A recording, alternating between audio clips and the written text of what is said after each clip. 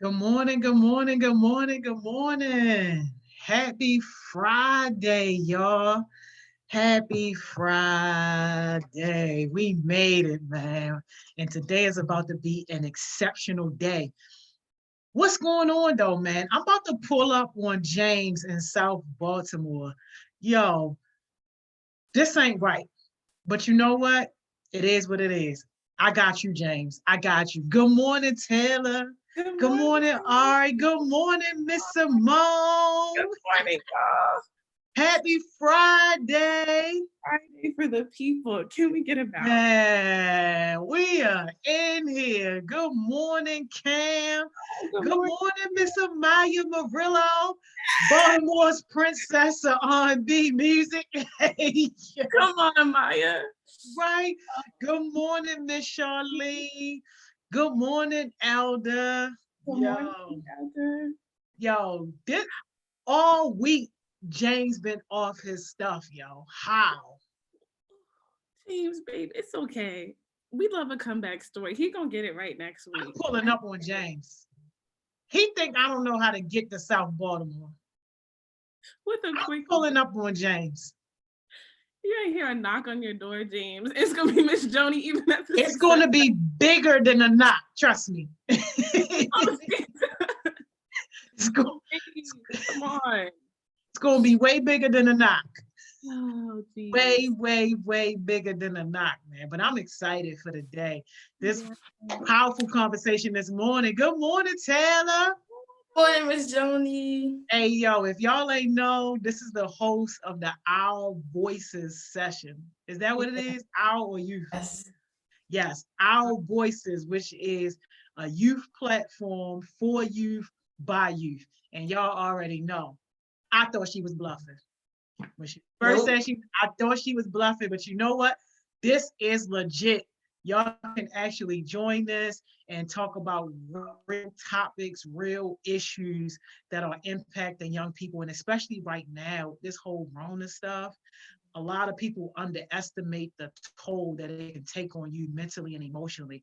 But I say from the few times that I've joined, this has really had significant impact, not only just on me, but on the young people that were involved and even like the other adults. So thank you, Taylor, for having something so powerful and something so consistent that's really out here helping people. So I appreciate that.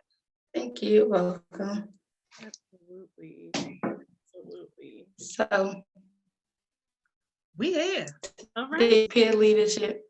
I think this is a really good topic, but I want to start with a jewel and end with a jewel. So if you guys are ready, I'm ready because I'm on fire this morning. Hey, yo, she ready to get in here. She ready. Hey, Cam Mom, what's up? Thank you for joining us today. Yeah, man, look, let's get right into it. We ready. All right, so my first jewel is, it says leadership is based on inspiration, not domination, and is built on cooperation, not intimidation. A leader is one who knows the way, goes the way, and shows the way. Leaders are meant to lead. Okay. That's the first. Where's the fire emojis? That's my first jewel. So, let me get your PowerPoint. Let me stop. Yeah, I was about to say you can start the PowerPoint. I'm so sorry. Let me stop. Taylor fancy PowerPoint. Taylor fancy PowerPoint. Okay. Yeah. Not playing with the people. Yeah. So just tell me when you want me to go to the next slide, and I got you. Okay. Okay. So, talking about peer leadership, I feel like as youth, I feel like we already have a step above everybody else in the leadership world because it's peer leadership. So we're leading our peers. So we already have that connection with them. We're the same age range. I mean, around the same age range as them. So we already have that step up. So you can go ahead to the next slide, Ms. Simone. So finding my inner leader. I want to say when I first started off, I did not think I was a leader at all. Well, I didn't look at myself as a leader. You know how some people can kind of toot their own horn a lot, like say what they are, what they're not. I really didn't look at myself as a leader. I kind of really thought I was a follower, but it wasn't until I was talking to my principal when the whole corona situation first started and we became in quarantine or whatever. I was telling him, I had introduced him to HeartSmiles once before, but I was telling him more about it because he was asking me, how do I stay productive? What am I doing? I was telling him about success sessions and I was telling him about other amazing opportunities, HeartSmiles has given me. And he was saying, wow. And he was saying he never knew I was like that because I'm more of a quiet person in school, so I don't really share my business a lot. So he was like, I never knew you had these qualities in you. And he was like, I really see that you lead. And he was like, I see that people kind of follow you and kind of follow your footsteps and kind of look up to you. And I was like, really? So he went into asking me to host a meeting for my school. It was one Monday. He asked me to make a flyer, put it on Instagram so that people that went to my school could see it and kind of join the meeting. It was like a Q&A to kind of show you how to access Google Classroom and things like that. So I held the meeting, and when it was over, my teachers were congratulating me and everything. And he was like, how about you host it every Monday? And I'm like, what? You really like enjoyed it that much? And he was like, yes, I want you to host it every Monday, keep making a flyer and everything. So sometimes it takes for other people to show you who you are, for you to believe who you are. So I think that was like him pushing me to my full potential, because I feel like I was there, but I wasn't really believing in myself as much. So I feel like with him telling me that and him giving me that opportunity, I feel like that really helped me to find my inner leader. So you can go to the next slide, Ms. Simone. Okay, so where I stand as a peer leader. So these are just some qualities that I think I have, and I'm just go down the list and kind of speak on each one of them. So the first one is a growth mindset. I believe that being a leader, a fixed mindset has no place in the leadership world. You cannot have a fixed mindset and want to lead people. You can't be stuck in your ways and wanting to lead people. You have to lead by example. The next thing is being able to inspire others. I feel like coming from where I came from, my background story, what I've been through, I feel like when I share it and I tell people, I feel like it really inspires others. It inspires my friends. It helps them to want to do more, things like that. Listen to others. I'm a really good listener. A lot of my friends feel comfortable with coming to me, explaining their problems to me. I give them really good advice or solutions. Sometimes they take it, sometimes they don't, but a lot of times they do accept it. I'm very understanding and very relatable. So like I said before, I am a peer, so I am your age. I've probably been through the stuff you're going through. So when they do come to me and talk to me about their problems, I'm able to really help them. So finally, you're in a peer leader. So I feel like everyone is a leader. Like I was telling Ms. Simone, everybody is a leader. I feel like people lead in different ways. A leader is just having influence on other people and showing them what you can do, showing them that they can do it as well. So I feel like everybody is a leader for one. So don't for a second think you're not a leader. You always know something that someone doesn't. So yeah, like I was saying, you can teach others something that they may not know. Be inspired, but inspire others too. So like I said, that goes back to having a growth mindset.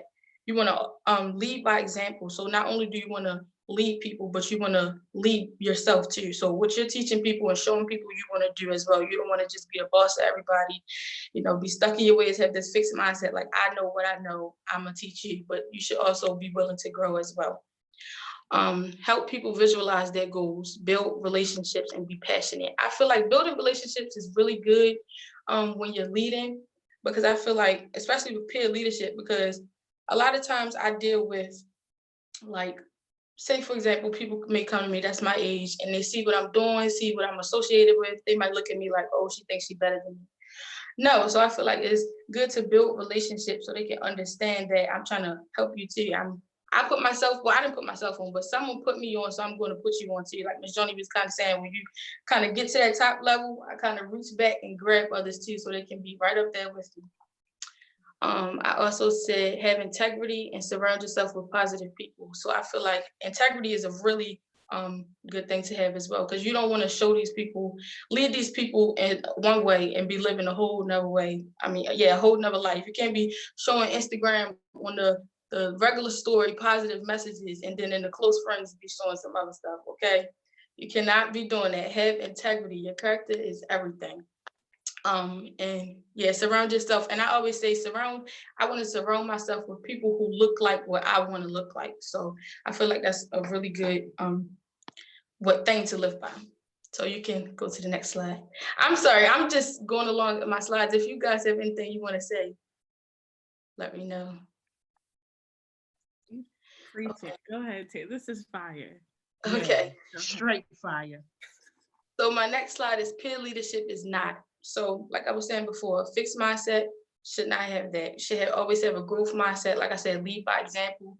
You want to show people that you're not only leading them, but you're doing what you are telling them to. The advice you're giving them, you're taking it yourself. And they may know something that you may not know. So they can also lead you in certain ways. I also said always be about, no, not always be about business and money. Because, sometimes you can get a job or position in different organizations just being a leader. So I feel like it's good to be passionate about what you do and kind of understand that you're influencing people. So when you think about influencing people, you don't want to just think about money or think about this is business. You want to actually have bonds with people so they can see, like, I can really do this. Like, kind of, like I was telling Miss Simone, ignite their fire, because they already have that fire pit. You just want to add wood to it so it can ignite their fire so they can really shine. So you can go to the next slide, Miss Simone. Okay, challenges of being a peer leader. So leading, but still having my own challenges. So I said same age, being the same age as my peers, jealousy, bullying, and hate. So a lot of times, like I was saying before, I dealt with hate, bullying because of one of them that I really had to get over, like I was telling Miss Simone, was because me speaking proper and me speaking well, I had people tell me that I was speaking white, or like I said, I think I'm better than everybody else and stuff like that. And first of all, speaking does not have a race, okay? The way you speak does not have a race at all. So yeah, dealing with hate, that stuff is gonna come because like I said, people are gonna think you better than everybody and stuff like that. So I feel like dealing with that, you kind of have to be positive, stay positive, have a positive mindset, understand who you are. So, yes. Oh, sorry. This is it. And then overcoming those challenges. I said people will always have something to say. Block them out. Focus on doing better for yourself. Understanding both sides. And that's what I did, because it's like when I used to get bullied and stuff, it's like I had to understand both sides. It's like I understand they're bullying me and I understand I'm hurt, but I kind of understood why they were bullying. Because like I was telling Miss Simone, hurt people. So it's a reason why they're bullying me, whether it's jealousy or maybe they don't have the things that I have or have the mindset that I have, so they're jealous of that. So I kind of understand why they're saying the mean things they say or doing the mean things they do. So I think that takes a level of maturity to kind of understand, both sides of it. So that helps a lot. And forgiveness. I feel like at the end of the day, you should always forgive. It might take a while, but you should always forgive because the other person are going to be on living their life, continuing to do what they do. But if you have hate in your heart and not forgiving them and that grudge in your heart, it's going to be hurting you at the end of the day. So I always say forgive. And I like this quote that I said. It says, make your haters your motivators. They are only the fuel to your fire. Preach. Okay, how to work on peer leadership during Corona. So what I do is, you guys can read the bulletin points, but what I kind of do is I check on my friends. I kind of check in with them because, during Corona, some people are stuck at home with their families. Some people don't have enough food. Some people are going through stuff with their parents. You never know. So me being the leader that I am, I call and I check on my friends, my family, make sure they're doing good, kind of do like a check-in with them, kind of encourage them. I send positive quotes to some of my friends. I post it on my Insta to kind of uplift people in these, dark times. So the list of points that is on the PowerPoint, you guys can read because that's some of the stuff that I do. But we talk about it some more, Taylor. Come on, go through each bullet. Well, so all right, let me just go down. So I said, send your peers productive things they can do. So I always see on Instagram like Camry, she posts things like different youth town hall calls you can join that. I tell them about success sessions because I feel like success sessions just all throughout the week. So I feel like it's something you can do every day, almost all day. I also tell them about our voices, to keep them productive, keep their mind in a growing state, kind of, if that makes sense. I said lead by example. So the things, like I said before, the things that I do or that I'm telling them to do, I do as well. So they don't just think I'm just telling them to do something for nothing. And respond and accept opportunities to lead. So I feel like when opportunities come to you, you should be ready because you're already that leader, and whatever the opportunity someone is presenting to you, I feel like they see something in you to give you that opportunity. So I feel like you should always be prepared to take it, respond to it, and never be afraid. I feel like you should ignite your inner leader. So Yes, and the quote at the bottom I really like as well. It says, "Believe, empower, create, inspire, support, lead, be a peer leader." So, and then some questions. So as I answer the questions, you guys can answer the questions in the comments as well. So the first question is, how do you get others to accept your ideas? And I feel like not only being my age and other people being my age, being a peer leader is hard because it's like, if I'm, okay, for example, my friends, if I'm telling them one thing, they probably like, oh, she's just saying that so she can, you know, she might be fake or she's trying to get over on me, or she might be telling me this because, you know, something, you never know. People our age go through so much stuff, and it's like we have fake friends, so we don't know who our real friend is. We don't know if what you're telling us is the truth. So we go through so much. It's like, how can I get my peers to really believe me? So I feel like I kind of took a step back from that and stopped trying to force myself onto others so much and kind of let them come to me. So I feel like once they saw what I was doing and like what I posted on my Insta, I had my friends come to me all the time. Like, I love what you're doing. You're so positive. Like, cause me growing up back then, I would have never thought I would be the person I am today. Cause I was bad, a whole bunch of stuff. But they like, you really have grown up and stuff like that. So I'm like, well, why don't you kind of join the bus? Like, you can be this way too, not just me. So I feel like they kind of come to me with that and kind of ask me for advice, and then I'm able to give it to them. So I would say never kind of give advice when it's not asked for, if that makes sense. The next question is, what are the most important values you need to demonstrate as a peer leadership? Like I said before, integrity, a growth mindset, be loyal, and yeah, Miss Simone or Miss Joni, if you have any more, you can say that. Cause is that the last slide, Miss Simone? Yeah, and then your jewel. Okay. Yeah. Well, we can save my jewel for the end because I kind of want to finish this conversation, but yeah, okay, I won't show it. I won't show it to you. okay. But I think you hit the nail on the coffin. First of all, throughout this whole slide, like, I'm getting my life. I'm like, thank you, Tay, like, because I feel like I tell you guys all the time, at every stage you're supposed to be learning and growing. So even how am I being a peer leader to my peers? And this presentation just, I feel like, gets everyone together. But specifically, how do you get others to accept your ideas?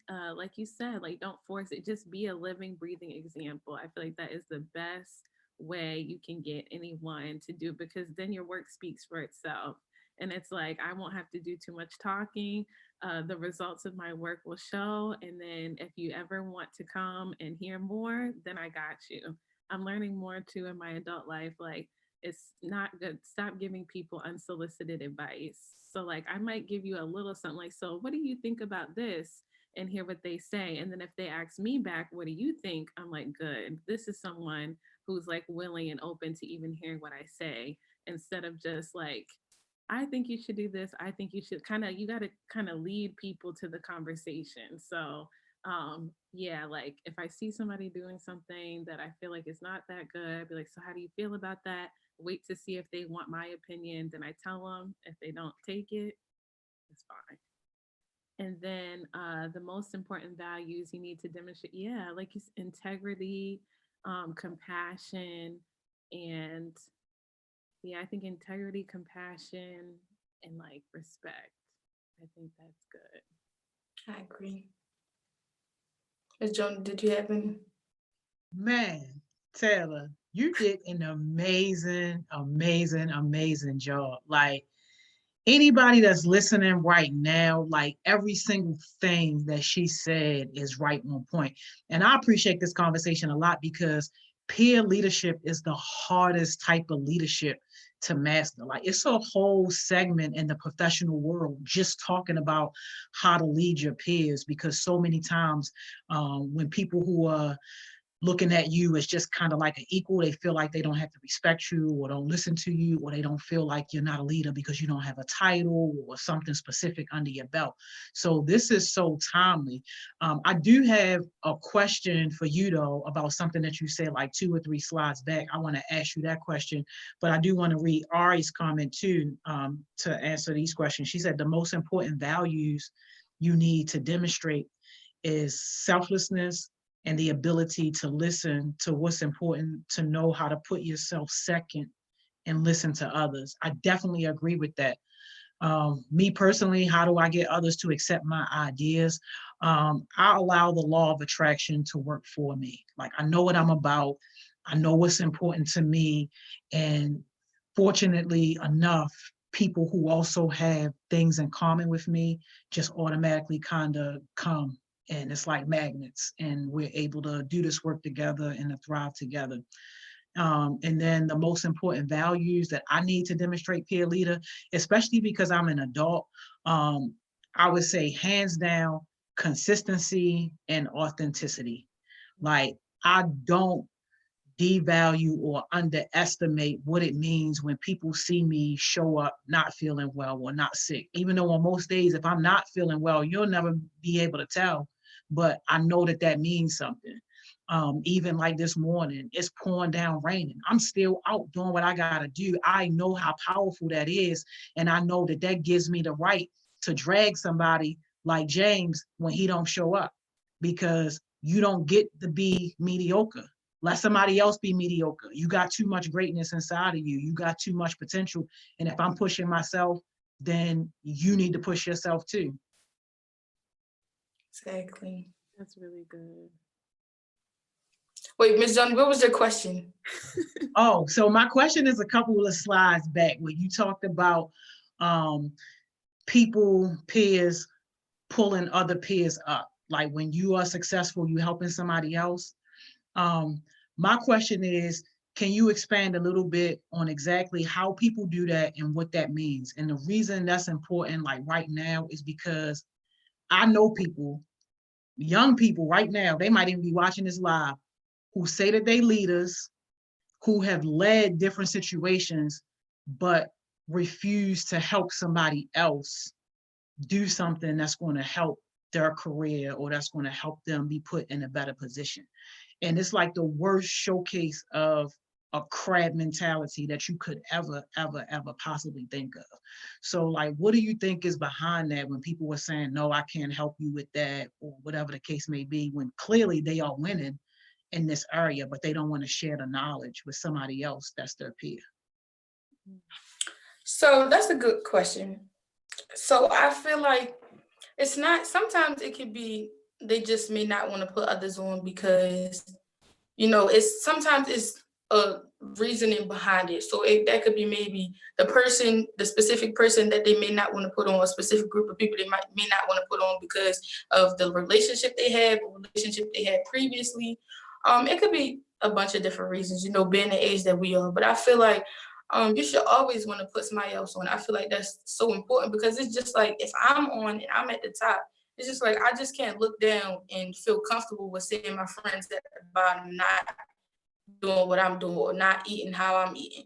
So I feel like you should never feel comfortable with that. I feel like it's really important to, put others on. And I feel like with HeartSmiles, I have people ask me all the time, like, what is HeartSmiles? And even if they don't, want to join it or feel comfortable with joining it, I feel like you should still tell them about it because somebody told you about it. I know somebody told me about HeartSmiles, so that's how I joined. So I feel like that's really important. So does that answer your question enough? Yeah, it do. And hardcore too is saying that I think it stems from jealousy, and people are afraid to help people because they think they're going to go past them. How is that mentality still alive? That's what I was trying to get to. I feel like it's kind of like this.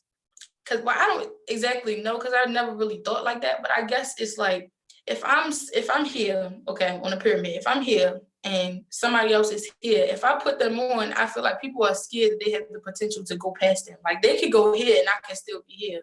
But it's like, are they going to give me the credit for, I guess, putting them on or to get here? But then now you're above me, but are you going to give me the credit? You get what I'm saying? So I feel like that's a really big part. So that's what I was trying to get to. So I definitely agree, Corey, with that. Jealousy and hate is really big. Yeah, I don't get it. That's crazy to me, especially for somebody in our particular group.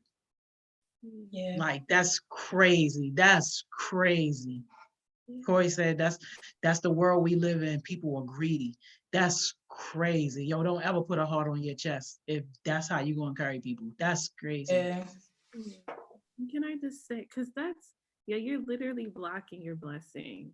And I say that because for that greediness and jealousy, now you're living from a scarcity mindset instead of a growth mindset, right? So you can't think that, oh, there's only one spot and I have to be that one. Like, no, this world is too big. There's too many people, there's too many opportunities. Your brain is too powerful for you to think that one person can take your spot. If they take your spot, create another one. Are you kidding me? Don't be mediocre. Like, don't settle. Life is too short. Live a life on full, not a life on trying to just hold people down. Because not only are you going to stop yourself from being all that you can be, but it's just nasty. It's not cute. It's not cute. And I just want to read this quote that was on the slide because I feel like it really sticks out. And helps people, because there will be times where you feel a little insecure, and like, it's not to say those feelings don't come, or you might feel a little jealous. We're human, but we all have feelings. But the thing, you don't stay there. You got to check yourself. Why am I feeling this way? Am I insecure? Am I scared? Do I feel like there's not enough for me? Get what it is, and then tell yourself this: to build a strong team, because you can't do it alone, you need to see someone else's strength as a compliment to your weakness and not a threat to your position or your authority. Okay?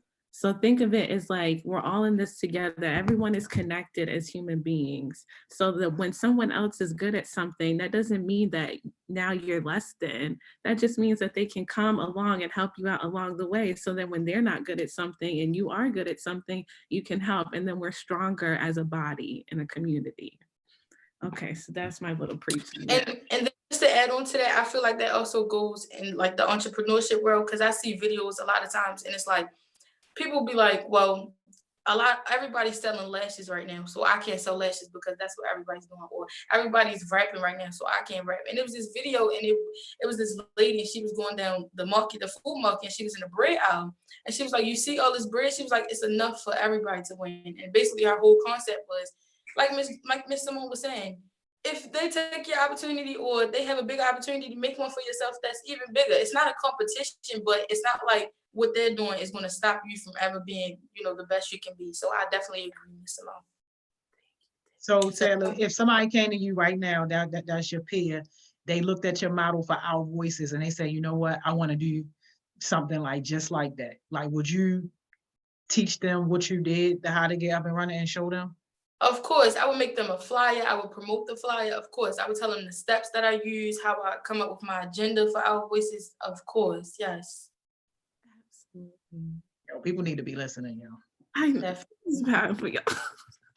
And I feel I'm sorry. No, go ahead. And I feel like also with being a peer leader, I feel like you have to understand that you are a leader. So that goes back to, understanding who you are. And I feel like you have to surround yourself, like I said before, with people who look like how you want to look like, or already are where you want to be. So I feel like if you hang with negative people, cut them off. Like Simone, cut them off.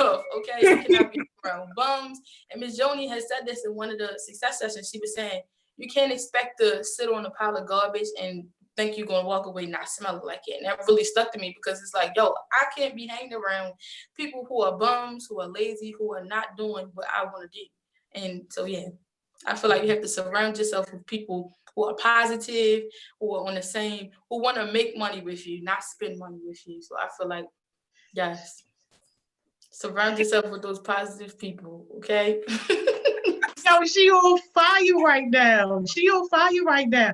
And the sad thing is, y'all, we make this so urgent because unfortunately in Baltimore, we don't have like this big boom of positivity and all these great people coming out of Baltimore that we can say, oh yeah, like this is the birthplace of greatness and of success. Like, we are battling a lot of things. Like, forget the murder rate. Forget that. If you do live, you battling drug addiction, you battling low education, you battling poverty on like the lowest level ever. Like, it's so many things, which is why we make it so urgent for you guys to try to get this stuff now and stop thinking that you got time or that somebody's going to come and help you. Like, especially for y'all 18 and over. Like, I can't stress that enough. We shouldn't have to be on y'all this hard at 18, but unfortunately, the circumstances that we are in, we got to be this hard on you, because if we not, then you're going to go out there and just be regular. Exactly. Being regular is not an option. No. If you sit and wait for somebody to come and hand you something, believe me, they're never going to come. You're going to be sitting there and sitting there and sitting there. Right? Or just waiting for it to happen. Like, nah, you got to make it happen. And you got to start like now. Yes.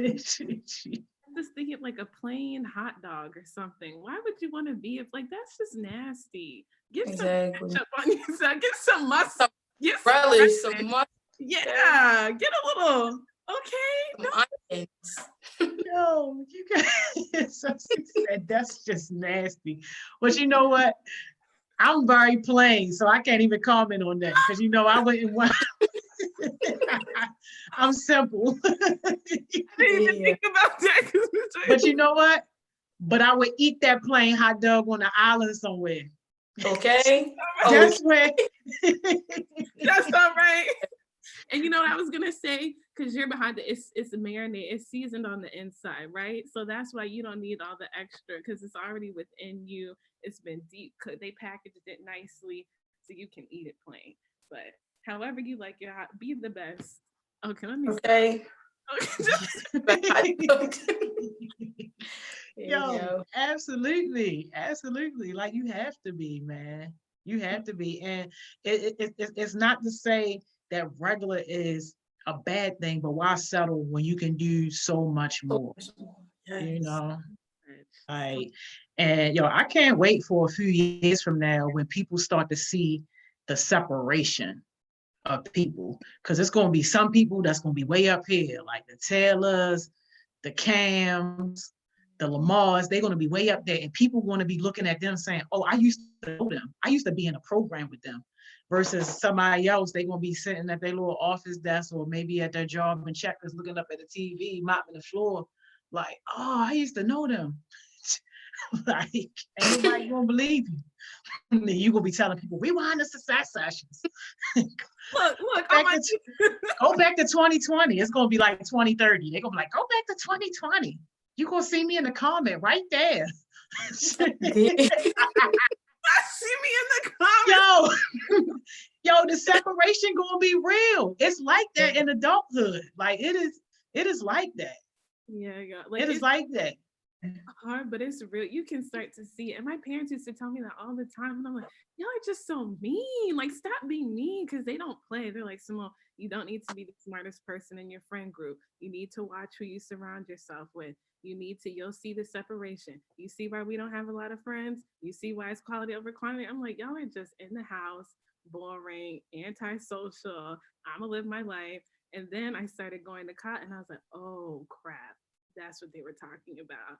Okay, so the same little girls in high school that want to be fresh and fast now have 10 babies and living the same place that they lived in. And then people who went to college. And then people who went to college and lost their mind because they got some freedom out in the parties, popping the drugs, being with the boys, or working the same little part-time job they had at college. And other people are starting businesses, going on to their careers, getting higher education.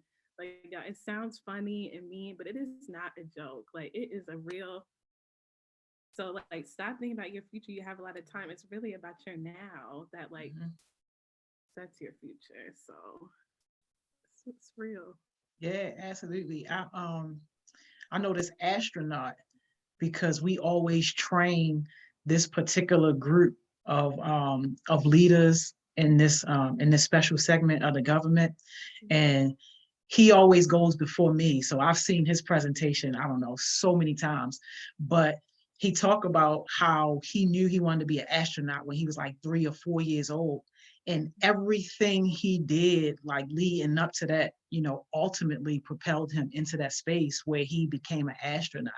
But I'm just like, how crazy is that somebody can be that dedicated? Like, he purposefully took classes in high school that he did not have to take. He purposefully, took courses and stuff in college. He studied other astronauts. So he knew already what the field was about, what NASA was looking for. And like his story is just so inspiring. Like NASA turned him down like 6 or 7 times before he actually got in. But it made him better because every time they turned him down, it forced him to go and look at the people that they did pick and see what credentials they had. So like when I hear people that 17, 18, 19 now telling me what they want to do, and you're not doing anything that's pushing you in towards that direction, I'm just like, yo, how? Tell me how. It's a post up right now from one of our kids that say, I'm going to be a millionaire, I'm going to be rich or something like that. And this person ain't doing not one thing towards that goal. And I'm just like, how? Do y'all think that's how success works? You just say it and then boom, you got it. It's just one part of the puzzle. Yo. I'll put that work in. Tell them again, man. They don't get it. Preach. I feel like sometimes people can stop themselves. I feel like we can be a big obstacle for ourselves. Not only that goes back to, surrounding yourself with positive people, but sometimes ourselves, we can be discouraged. Sometimes we can beat ourselves down and not really reach the full potential that we really can. So I feel like self-hate is a big obstacle that sometimes youth can face, or adults as well. But That's a really great point. Because I was thinking that too. And Michelle was like, just like that environment piece is so key. And it's like, how do you create like a bulletproof mindset in the midst of all the foolishness, right? Like that's going on in the community. You at least need people around you that you talk to on a daily basis to help you block out some of that. And then I was thinking, sometimes you can't always get away from, like, sometimes it's right in your own home. It could be your family members. So I was thinking too, like, what would you tell a peer? Like, how can they create their own, like, powerful, strong environment where, like, okay, I know I need to at least have 5 people or like a group around, but what if I can't, like, what do you do in those moments when it's just you to have like that positive go-getter? so I feel like it's all about you. I feel like building self-love instead of self-hate is very important. I feel like uplifting yourself every day, even if you have to, cry a few times, get it out, even if you have to stand in the mirror and tell yourself over again, like, I am who I'm going to be who I want to be, or I am this person, I am that. You get what I'm saying? Stand in the mirror and tell yourself that, because if nobody else is going to love you, love yourself. So I feel like that goes back to self-love and kind of, overcoming self-hate first, and then kind of deal with what other people are saying, because other people are going to hate, they're going to be jealous of you. And I know y'all probably heard this a million times, but it's really true. Sticks and stones break your bones, but words can never hurt you. People going to say what they want to say. While you making millions, people still going to be talking. Okay, so do not listen to what other people are saying. Do not listen to the hate. Do not listen to the jealousy. So yeah, self-love. Amen. Yes. Coach Johnson said, you are your own setback sometimes. And Cam said, words mean nothing without action. Absolutely. And yo, Miss Simone, you hit it so good. And so did you, tell, like, and this is why this community is so important, because we need each other. We all aren't strong by ourselves every single day. That's why I'm so tired from dragging people across the internet.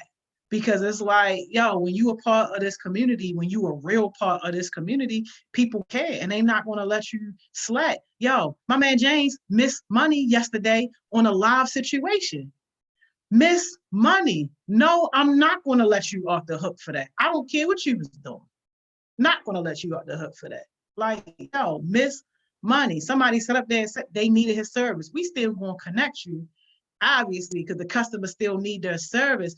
But yo, what first impression is that if you don't even show up to be there?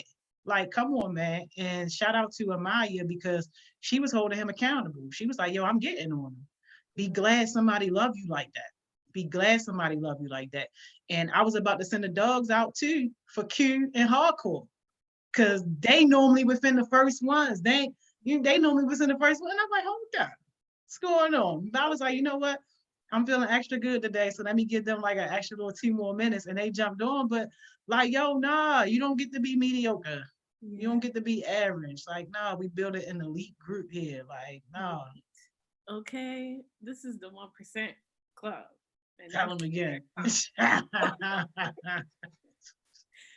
but yeah, that's really good. I was gonna ask you because I'm like, we probably need to do is that holding people accountable piece is so true, and especially I feel like peer leadership because, like you said, like people don't want to always hear because it's like, well, who are you? Like they think titles and age have to do with respect, and I feel like a lot of the times when someone who is your peer, someone, anyone, no one wants to hear about them. So how do we overcome that? Like you got to be able to know that it's coming from a place of love, right? So Taylor, I don't know, like Miss Joni, have you guys like Yeah, Taylor, tell me that one. I want Taylor to tell me first. That's a good one. Tell me that because I what, be hated for mine. like what was the time when you got some like feedback that you really didn't like, or you felt like you were called out, but it was true? Like how did you process it and still move forward so that you can get to where you need to be? So I feel like all the time I get called out.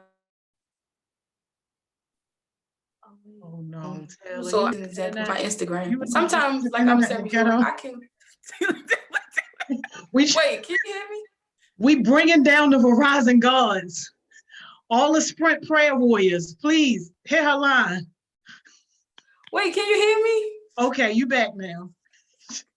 Okay, listen, my Wi-Fi is not in the ghetto. Okay. Yes, it was. For a little bit. They tried to come get you. It definitely walked down the wrong way on North Avenue real quick. We got you.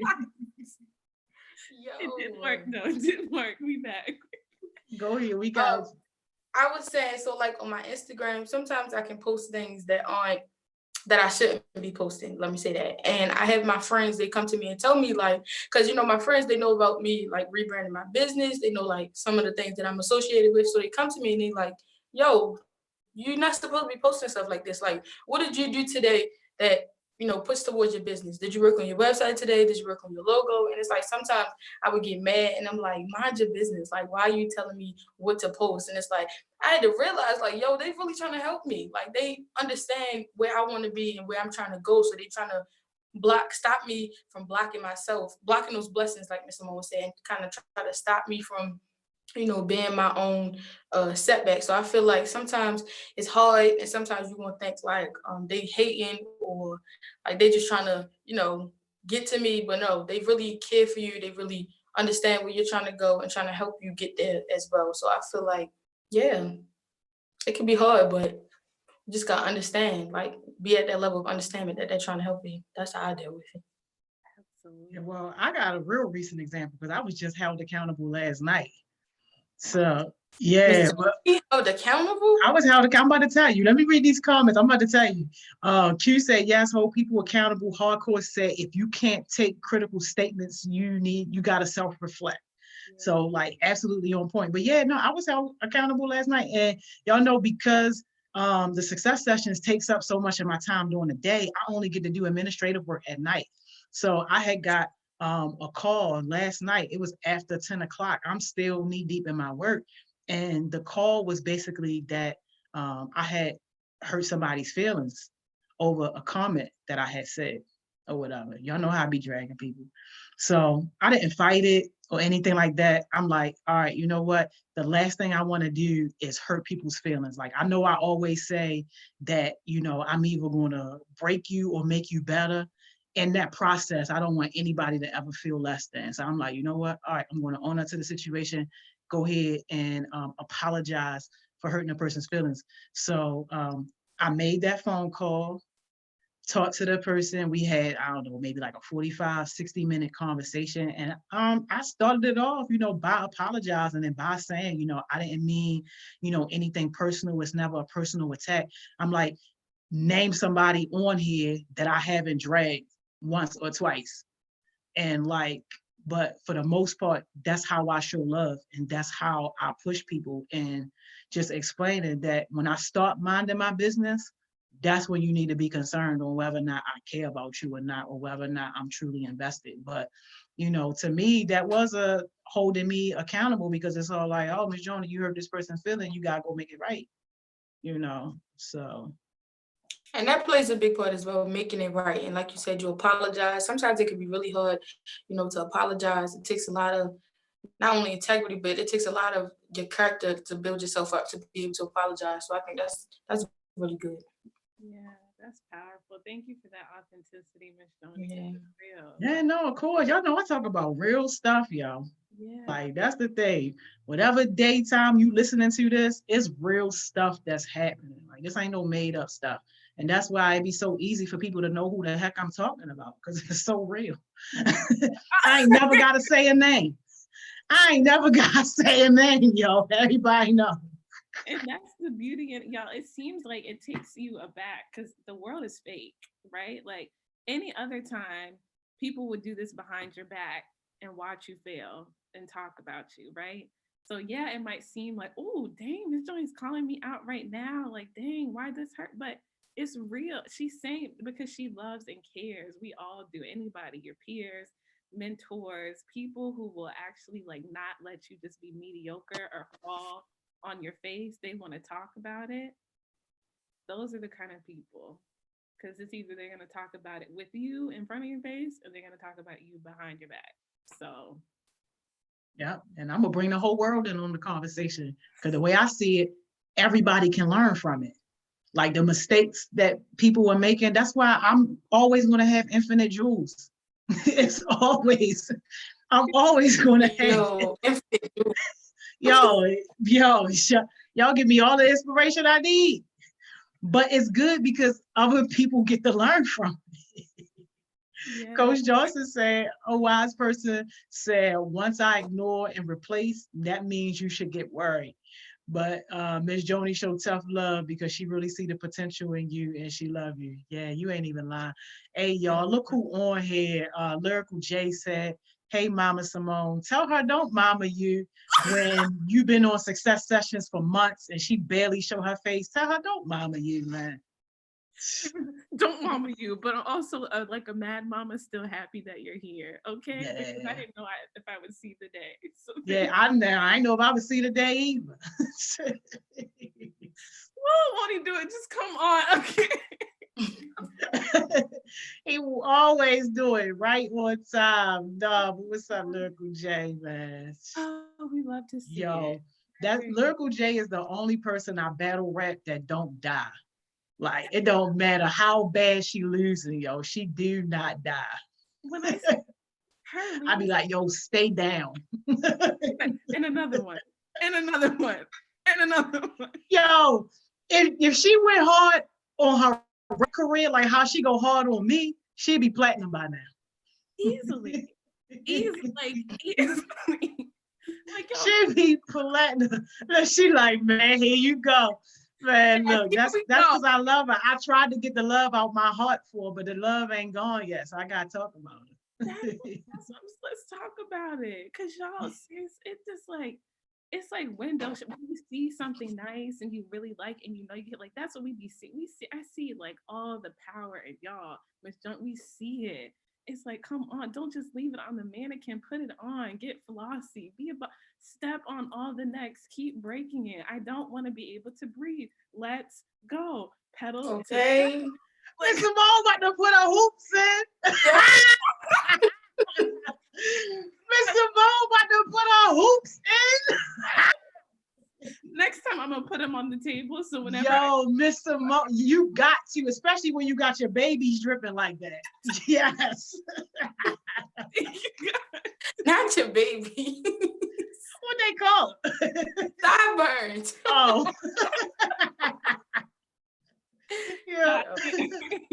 Lyrical J said, I love y'all. I've been slacking. I'm back though. I want to bring my negativity around y'all. I won't be living right. No, it's cool. Hey man, listen, that's why we here. That's why we here to like help you. Like nobody should be sitting in negativity alone. That is exactly why we here to love and support each other. And like Taylor, like what's your take on that? Because I'm sure other young people might be having that feeling too. Like, look, I'm not doing what I'm supposed to be doing. I know I'm negative right now, so let me stay away from what I know is going to feed me life. Like, what's your take on that? I feel like you shouldn't do that because I feel like that kind of goes back to, self-hate. And that's when that self-hate comes in and you stopping yourself. I feel like you should talk it out. It's not good to hold things in. I feel like you should talk it out with people who are positive. Like I said, when you surround yourself around people who look like what you want to look like and who are positive, they're going to tell you like it's good to talk it out. And once you talk it out, you're going to feel so much better. And not only will you get through what you're going through, but now you'll be able to help other people who are going through what you once went through. So yeah, I think it's really good to talk it out and not hold that in. Absolutely. Absolutely. Hey, yo, I love it. I love it. Y'all, time is winding down. We only got 5 more minutes until we have an amazing show, y'all. Y'all don't even understand how excited I am for this, y'all. Like, our own Amaya is about to be talking to a living legend. Yes. Like, that's our Maya, yo. Like, this our baby, yo. Y'all got to make sure y'all give her all the love. If you never watched any Success Session ever again in your life, tell everybody to come and watch this one, because I guarantee you history is about to be made. Like, I'm so proud of her, yo. And if you've been following her journey, she's been so humble about everything that she's been going through. But like, yo, it's your time, baby. It's your time. Yes. Wait, before we end, I gotta end with my last jewel before I go, Miss. Yeah, I got Yeah, give us that jewel. You still got 4 minutes. Oh, wait, okay, here we go. So the last jewel is leadership is the capacity to translate vision into reality. So that kind of goes back to everything what I was, that I was talking about. You got to be able to not only talk the talk, but also walk the walk. So if you want to lead others, lead yourself, lead by example. So yes, that's my jewel. Make sure y'all pick it up, use it. Yes. Yo, pick it up and use it, yo. That jewel is shining. Wear it around your neck. Yeah. Wear it around your neck. I know that's right. Hardcore said you got to fight that feeling if you're not going to be there for a while. Talk about that negative. Hardcore, that's a great jewel. That's a great jewel. Yeah. Yeah, I agree. And I would just cap it like, don't suffer in silence, y'all. No one is perfect. Everyone has a story. I think Miss Inkland talked about it. That's my jewel. Like, that's what we're here for. This is a loving community. We're going to fall, but you have strong people to pick you back up and who won't let you stay there. So please don't ever feel like you're not good enough to talk about it. Yes, you are. You're worthy of all that you want. So keep pushing, stay connected, and achieve all that And you 9 times out of 10, what you're going through, somebody else is going through too. So don't ever think you're alone. No. Absolutely. That's the purpose of community. And y'all, I don't know if I told y'all, but did I tell y'all that we are going to have somebody that's connected to Steve Jobs come and talk to us? Did I tell y'all that? Stop playing, no. Yeah, I didn't tell y'all that. Hey, no. I thought I did. I didn't. Johnny. Yo, so look. No. Yo, this is what I'm saying. This is why consistency and credibility matters. So when we were talking about Steve Jobs, remember we were saying that we were going to get his book. Yeah, because Lamar was saying that there was somebody that he would ask a question, and then I posted that book later. Well, our good friends from Bloomberg Philanthropies had saw, shout out to Miss Nanette, man, because she is a beast, had saw the post that we posted the book, that we were going to be reading the book, and instantly connected us to somebody who helped contribute, who knew Steve Jobs, and was like, can you go and talk to the Heartbeats? And he like, yeah. So like, yeah, oh, that's what we doing. That's what we doing. That's what we doing. I need to be there for that conversation. Y'all ready to get these opportunities? Yo, we getting all the opportunities. And please, y'all, I can't stress this enough, yo. Like, everybody's time is coming. If it's something that you want to do, yo, we're going to help you do that. Absolutely. You see how Taylor got her own little thing going. Maya about to do her big thing with a living legend. Definitely Cam, and any adult that's watching, check out Cam. She's running a beta trial thingy. I don't know if I was supposed to be saying it, but yeah, $6, y'all. Test her beta trial. for her new smoothies. But like, yo, your time is coming and we're gonna have an opportunity for you, but you gotta show up to get it. Absolutely. Man. And I know we have to go, but I would be remiss if I didn't put out Mar and his spiritual Sundays, because for all the people Yes. who be like, why are you so churchy? How do you have this smile on your face? How can you be pleasant? It's, if you don't want, it's, we're not forcing it, but if you do want to learn more and just be in like the spiritual community and figure out what this faith thing is about, me and Mar host spiritual Sundays on Zoom. So even that, like, nothing is too big, too small. If you are interested in something, you're passionate, we will help you. Yay, we doing it. Yeah. We doing it. Yeah, shout out to Ma, the general. So on that note, I see y'all back in 5 minutes. I love y'all. Have a good weekend. Be safe. Thank you. Bye. Great job, Taylor.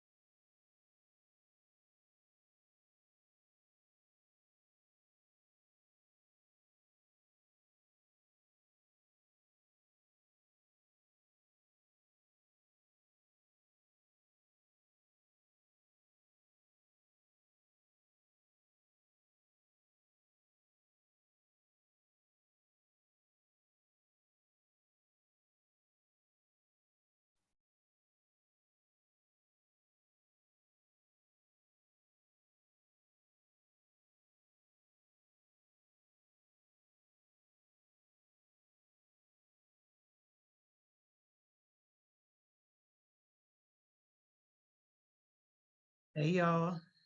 We back like a minute or two early because we got Miss Amaya on the line. Hi, Miss Joni. Here she go. Hey Amaya. Hey, What's up? How you doing? I'm doing great. How are you? Awesome. I'm blessed. I can't complain at all. You ready? Yes, I am. We got about 2 minutes or so, but it is so good to have you. You should warm us up with something, man, while we wait. Something. Yeah, you should just warm us up real quick. Give us a little something. Tell them why they call you the Princess of Baltimore. Okay. I'm gonna do a little piece of Summer Walker's Section 32. Yeah. I threw away love letters. I thought it'd make me feel better. I finally got you out my bed, but I just can't get you out my head. I'm sending you one text at a time. I know you by your phone, so boy, pick up your line. And I ain't too proud to beg, but what's been said must be said. And I need you to know you don't know what love is. And I need you to know what you don't know. 'Cause you don't know what love is if you don't put up a fight. And you don't know what love is if you ain't staying up all night. Oh yeah. Yeah, Maya. Y'all see why we love her? Man, shout out to Hip Hop Public Health on the line, man. So good to have y'all. So good to see y'all. Hey, Stinker. Hey, Love on the Rise. Man, listen, what I tell y'all. And y'all know what? Y'all know what? Let me show y'all. Remember I said I couldn't find no shirts? Guess what? Oh wow, she found some shirts. Guess what? Hey. Hey, so we're gonna give out a couple of shirts today too, y'all. We're gonna give out a couple of shirts today. I got a couple of different styles too. We got the classic one too. Yeah. Y'all, our friends coming on now, y'all. Our friends are coming on.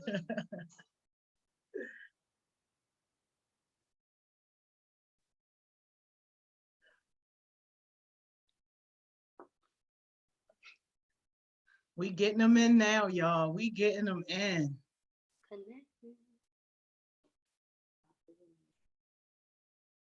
Dr. Williams, Dougie Fresh. Hey, Dr. Williams. Hey, how you doing? How you do? You at work, man? Look, it doesn't stop. It does not. I know that's right. My man is at work. Thank you so much for taking the time out of your busy day. And I know your day is busy to come and talk with us today. We getting our other friends on the line right now. I see Dougie's about to connect. Yeah, he's coming on. It say it's connecting.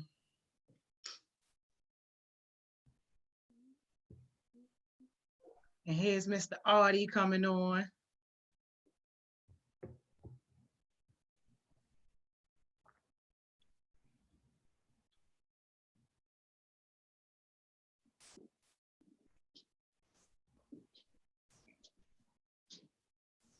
Hey, y'all. Hey, Miss Melvina. Hey, Miss Jenny. Hey, y'all. Hey, y'all. Hey, Mr. JB. Hey, Mr. Artie. How you doing? What's up? I was about to say, I like that cool virtual thing you got going on. I was about to go get in that pool, man. Yeah, you know, I normally have it's saved on there, so I had to just turn it off. I didn't know, you know, if you would like that or not. It's all good. We know you slick.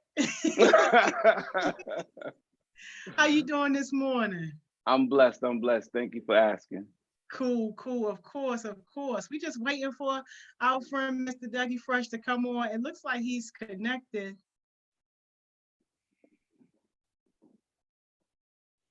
Hoping we not having any technical difficulties. Y'all know YouTube is a hater sometimes. Oh yeah, that's a fact. Man, listen, I know too much about it. But hey, we gotta appreciate them because they do allow us to do a lot of things that, you know, a lot of places don't let us do. Absolutely, for sure. And I have to say, what you guys are doing is truly amazing. I mean, throughout this COVID-19 crisis, you guys have been out there all the time, constantly being the voice for your community, and it's really admirable. And that's one of the reasons why we are really excited to be here with you. Thank you so much, Dr. Williams. Thank you so much. It would not be right if we didn't. And we have some amazing heartbeats who help us to to keep it going. So I guess we'll go ahead and kind of sort of get started. I'm hoping and praying that we get some technical assistance over there to our friend, Mr. Dougie. Dougie, if you can hear us, put something in the chat because it doesn't say connecting anymore. Give us a beat.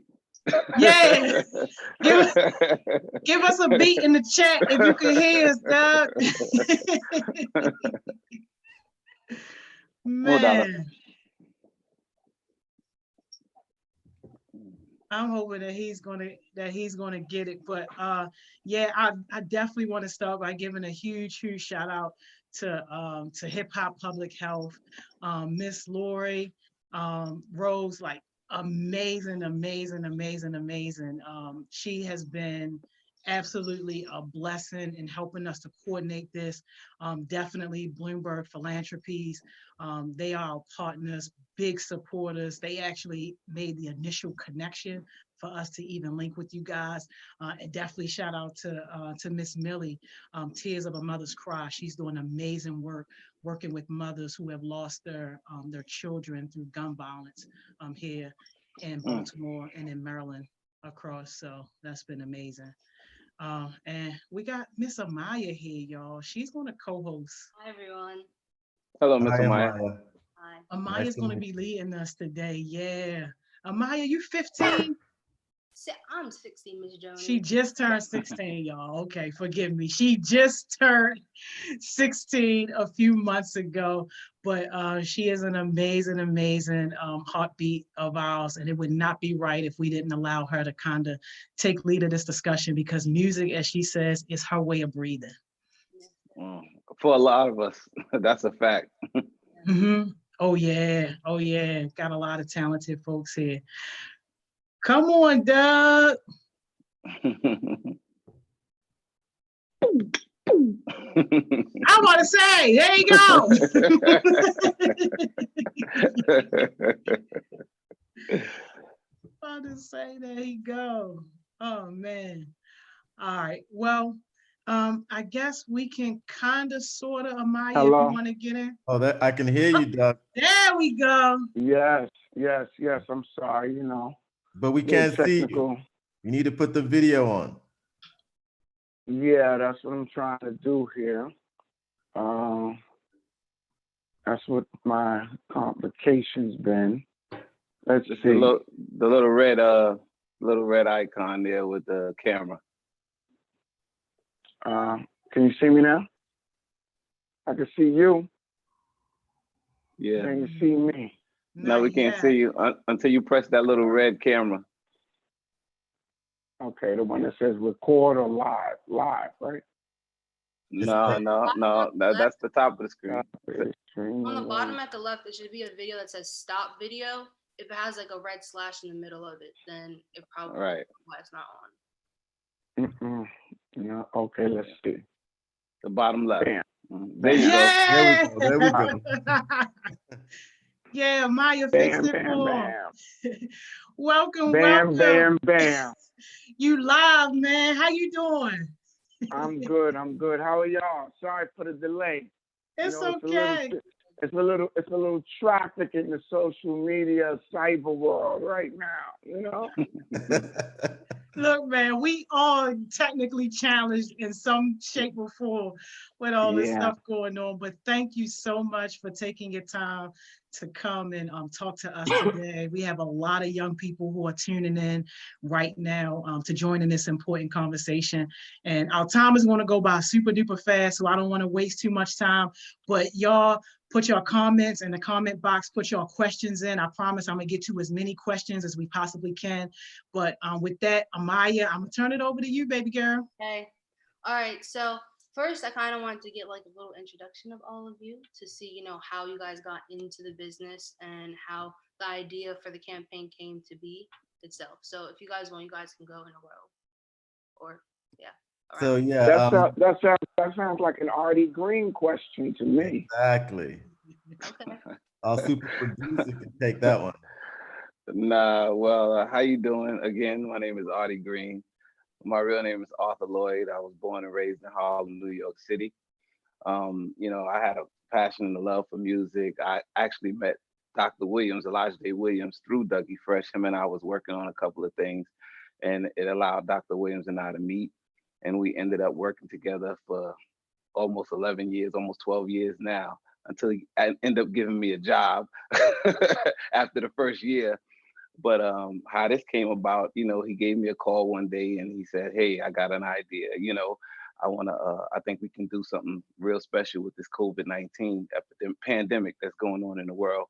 And you know, I'm gonna call Doug and get him on this thing as well." And there you go. It took off from there. Well, the video is great. I love it. I think that I feel like it also like spoke on what we all should be focusing on right now, especially because everything going on, people are out here dying, and the best thing we can possibly do is take precaution ourselves. Miss Joni, would you want to play the video? Yeah, of course I want to play the video. Yeah, we're gonna do a little screen share right here, y'all.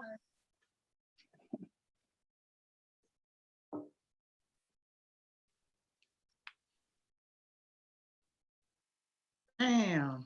All right. Y'all should be seeing my screen. Can y'all see my screen? Yes, we can. Yes, we can. Yeah. Yeah. Here we go.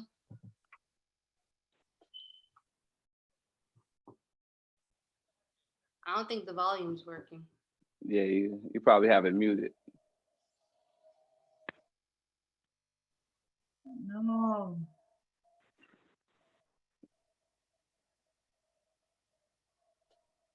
We could see it. Yeah, we definitely can see it. Yeah. Y'all can't hear it? No.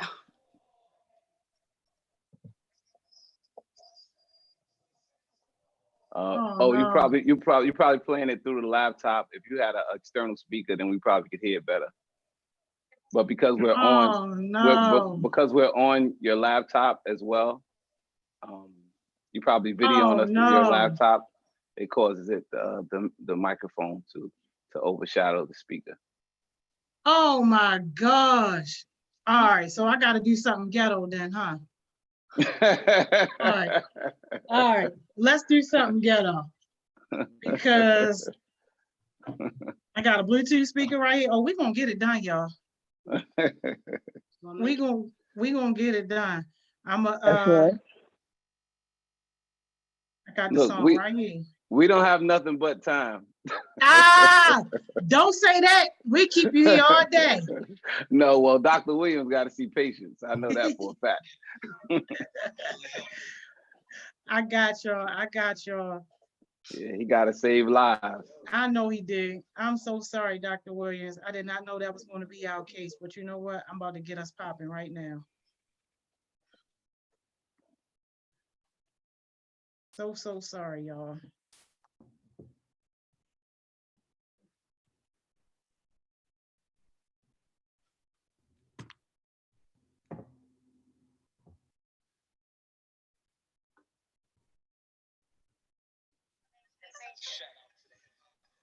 Can y'all hear?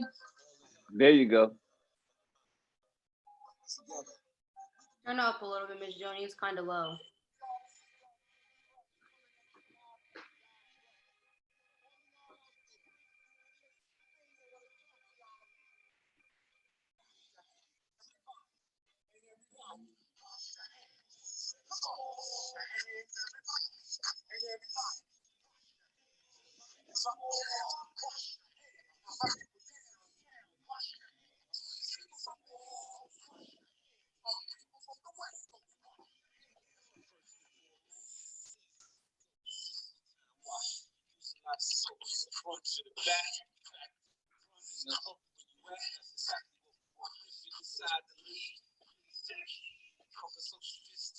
You know, how about you just show the YouTube video instead? Would that help?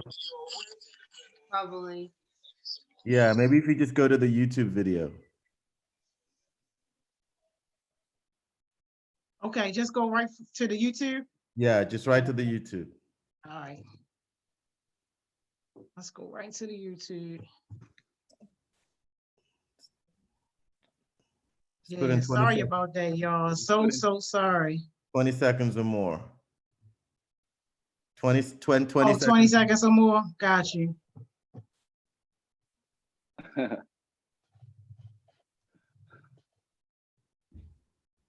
There we go.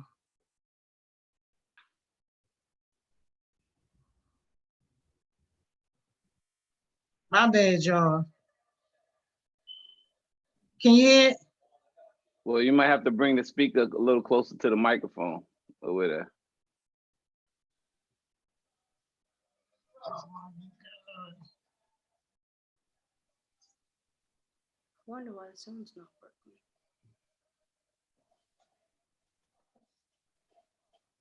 No volume. No volume still? Volume. Wait, Miss Joni, why don't you play the Alright. start the video from the beginning? I can play the sound of it so it can just be heard. You a genius, Amaya. Hold up. Okay. Start from the beginning? Got it. Okay. Shout out. What's good, y'all? This is Doug Keep Fresh coming at you live and direct. All of y'all out there, we got a couple of things I want to talk to y'all about. Wash your hands, everybody, and everybody.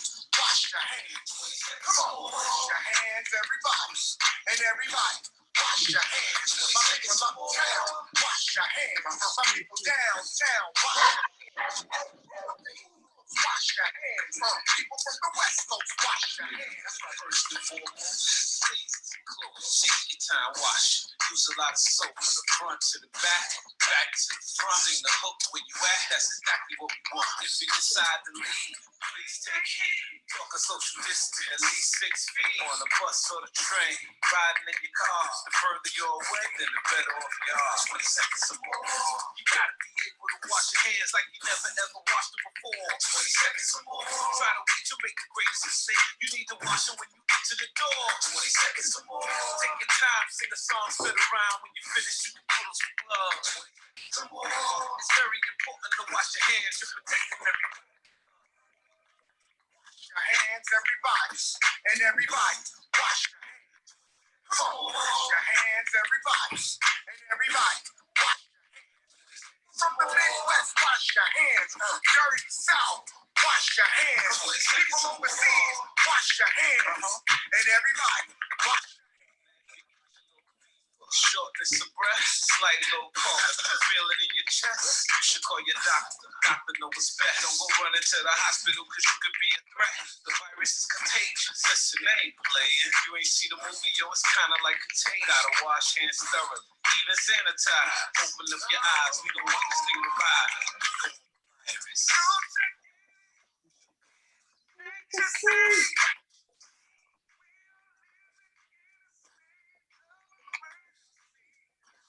Wash your hands, save a life.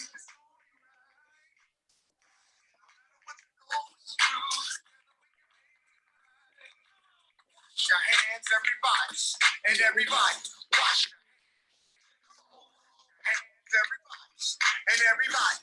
Wash your hands. Wash your hands. People from the East Coast, wash your hands. People from the West Coast, wash your hands. That's right.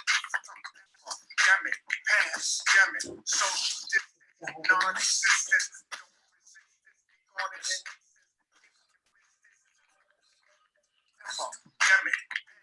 Yummy, social distance, non-existent. Don't resist this, get on in an instant.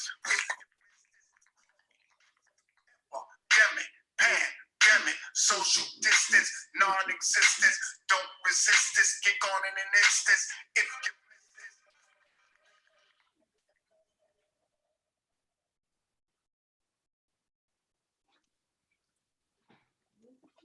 Thank you, Amaya. She made it work. She made it work, Yeah. man. Yes, that's why it's always good to have these young people around you. Teamwork make the dream work. Teamwork make That's the right. dream work. They going off in the comments, y'all. They saying how much they love it. And these are teenagers, y'all, so you know it's about.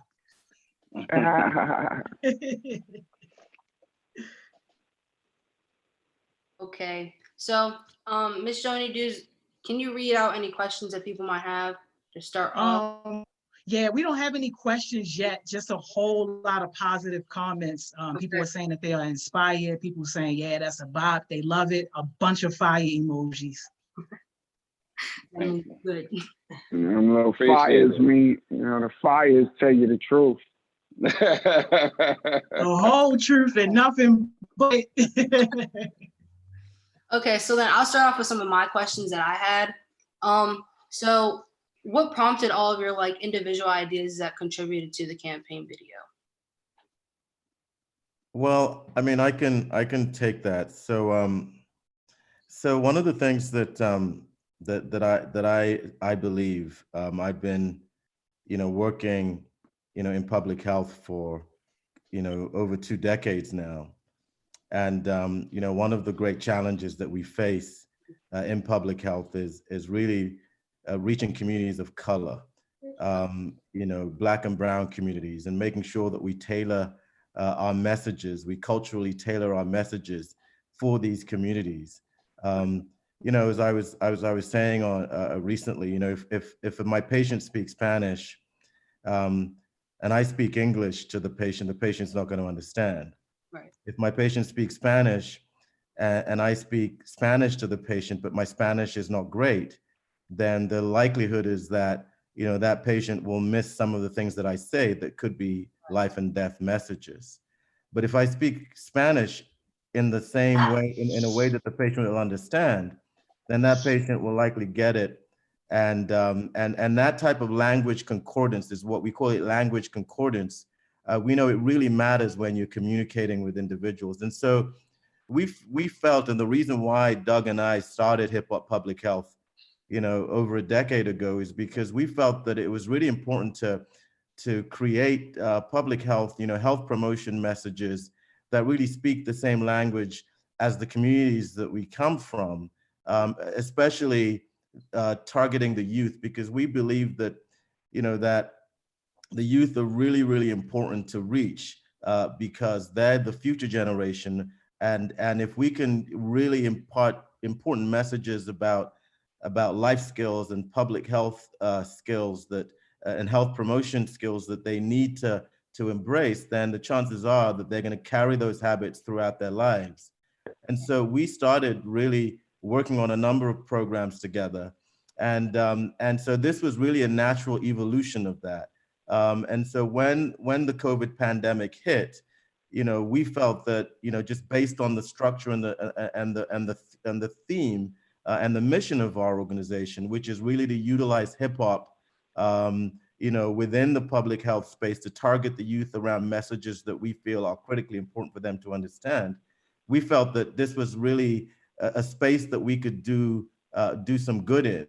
And so it was really a natural evolution. There weren't any, eureka moments. There weren't any big bright lights. That it was just part of what we naturally do. Right. And so, so we decided that we were going to create a music video that really targets some of the important safety precautions that are desperately needed by our communities in this current pandemic. One is hand washing. It sounds simple, but you'll be surprised how many people don't wash their hands properly. Yeah. It's one of the reasons why the flu epidemic is so rampant every season. So you hear parents saying to their children, go and wash your hands. But if you actually watch that child wash his or her hands, you'll realize that they're not doing it sufficiently. And with this virus, we know that washing your hands with soap and water for 20 seconds kills the virus. So it's even more effective than some of those alcohol-based approaches, which also work. But washing your hands really is the gold standard. And so we said that, what are some of the important but simple things that we can communicate to communities that will really motivate them to engage in these practices. So we put hand washing at the top of the list, but we also, as the shelter in place orders came, we also included staying at home. We included some of the symptoms of the COVID virus. And we also, as Doug so eloquently, rhymed at the end, we included the importance of social distancing. But really the video is really spearheaded by hand washing. And so I basically called Artie Green You know, Artie's a genius. He's made countless songs for hip hop public health over the years. And I said, Artie, you know, these are the concepts that we want to incorporate. This is what we want to do. You know, go to work, put your genius hat on and go to work and come up with something really special. Artie can talk to you about his process. But then I knew that the magic touch, you know, for all of our work has always been Doug. You know, Doug not only brings that gravitas to all our projects, but he also brings a lot of creative insight. It was Doug's idea, for example, to call all his friends to send him hand washing videos that we could incorporate in the final product. So it's been a real team effort. And I'm just really grateful to have Artie and Doug on the team and also Lori, our executive director, Lori Benson, who's really been terrific. And it's been a wonderful team collaborative effort. We've had a lot of support from, you know, we have a couple of other people in the background that you don't really hear about. And Melinda Gould is one, and Jonathan Fastberg is another. We've been generously supported by the Bristol Myers Squibb corporate and the foundation side. And so we are just delighted. You know, Artie said that teamwork makes the dream work. But in this situation, you know, the teamwork is all about making the message work. Mm-hmm. Okay, well, bouncing off that question then, Artie, I want to understand what was your creative process in coming up with like the beat, and I guess what you contributed to other than like the beat, but like what ideas from that did you get from, like, you know, Dougie's idea to call all his friends and have them send him hand washing videos? Okay, so, you know, I'm sorry, that's my little puppy over there. You know, like Dr. Williams said, you know, he gave me a call, he gave me a couple of pointers to touch based on. I came inside and, you know, I got to work. You know, I came up with I know that this is an emotional pandemic and it's affecting a lot of people. And I didn't want it to be like an emotional song. I wanted it to be uplifting, upbeat, have a little more energy. And so I tailored a beat around that. And then actually, when I wrote the song, it wasn't for me. It was for another artist that we had an idea to use on the song. But what happened was, you know, they didn't know what, we had a conversation and they didn't know who we were targeting for this. And Doug had mentioned that, you know, this pandemic is targeting everybody. Right. It's not just targeting old people. It's not just targeting young people. It's targeting everybody. So that's who we're trying to reach, everybody with this message. And so at the last minute, you know, the person wasn't able to do it. So Doug said, why don't you just stay on the song? And so that's how I ended up staying on the song. Okay. And then in us talking about the video concept, I had seen Tyler Perry video with, you know, he's got the whole world in his hands. And so when I had brought it up, and then Doug said, you know, let's just get people to send some videos in. So we all got people to send different videos in. And, you know, Dr. Williams had a great video team that kind of like collectively put the videos together. And that's what you got today. Okay. All right. Well, I'm on the live on my phone and I see some questions. So Ms. Jonah, do you want to read them off so we can? Yeah, sure. So the story about how Dougie Fresh and Dr. Williams connected. Dougie, I'm going to let you do this one. Well, the way we connected was I have a guy who when he was young, I showed him how to do the beatbox. I showed him some stuff with the beatbox, and his name is Rich. And he was doing electric boogie, and he would show me different things with the dancing because that's what we do, you know, out of Harlem. So he went to see Dr. Williams because he was having some physical problems. I believe that he was having some symptoms that was making him believe that he might have been having a stroke. I don't really know the full story behind that part.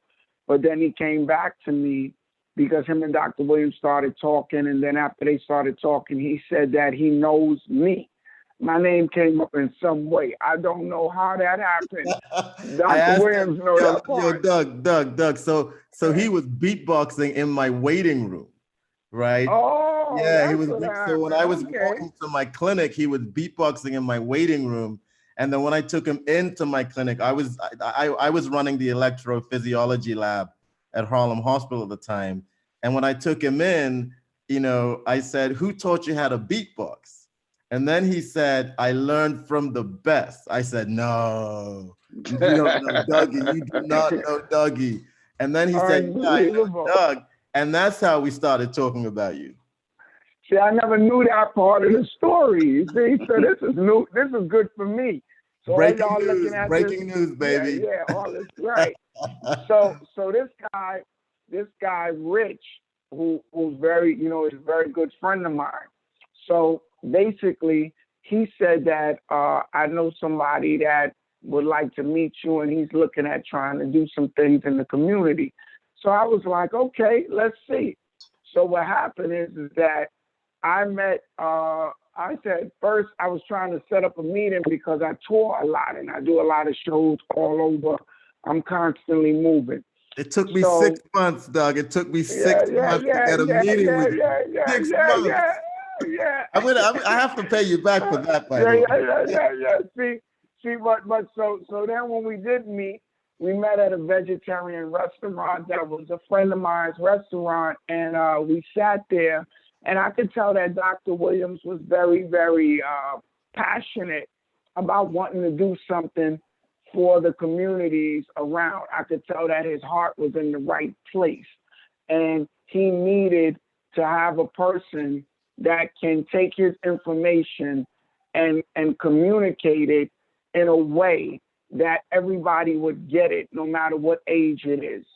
And I knew that piece was important.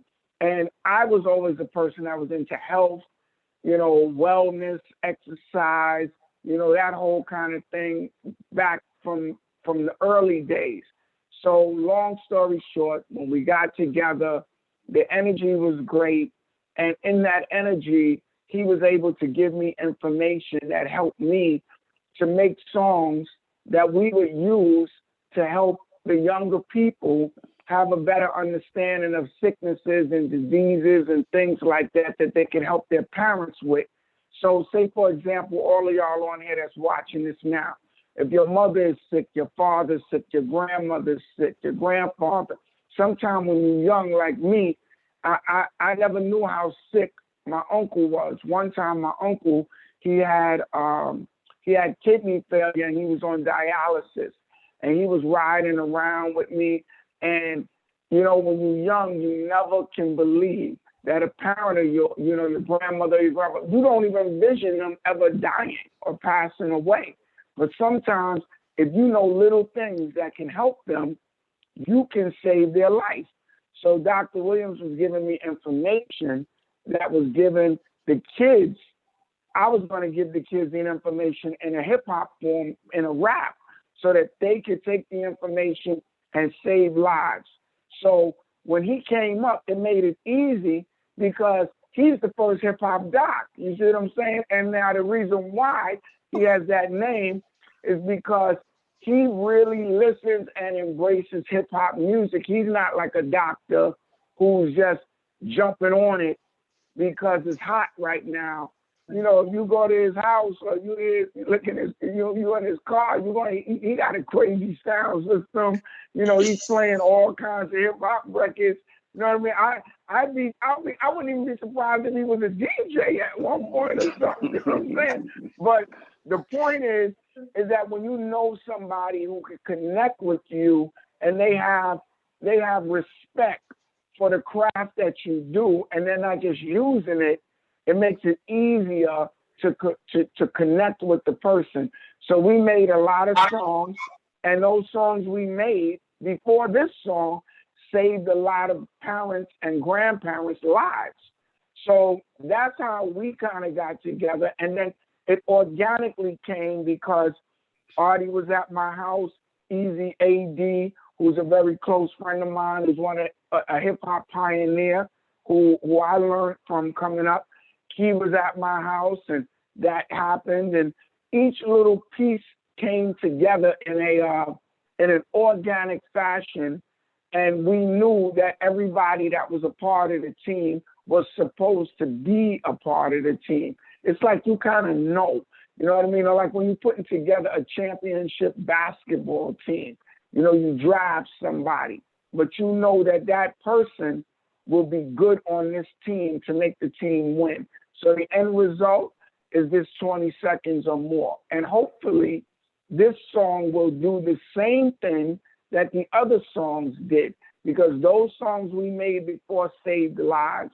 So the formula is staying the same.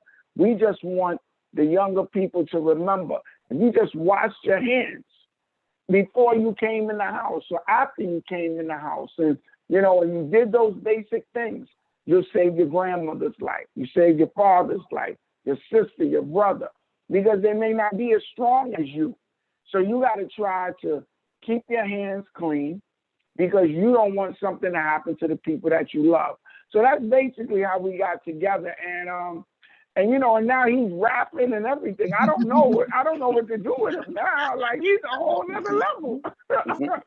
He did a record with Dr. Oz. I mean, like, you know, I mean, I think he's trying to go platinum, you know what I'm saying? I mean, you know. Dr. Williams, you might have to spit some bars before it's all over. You understand what I'm saying? He's trying to take my job. He's trying to take my job. That's the part now. That's when it gets a little crazy now.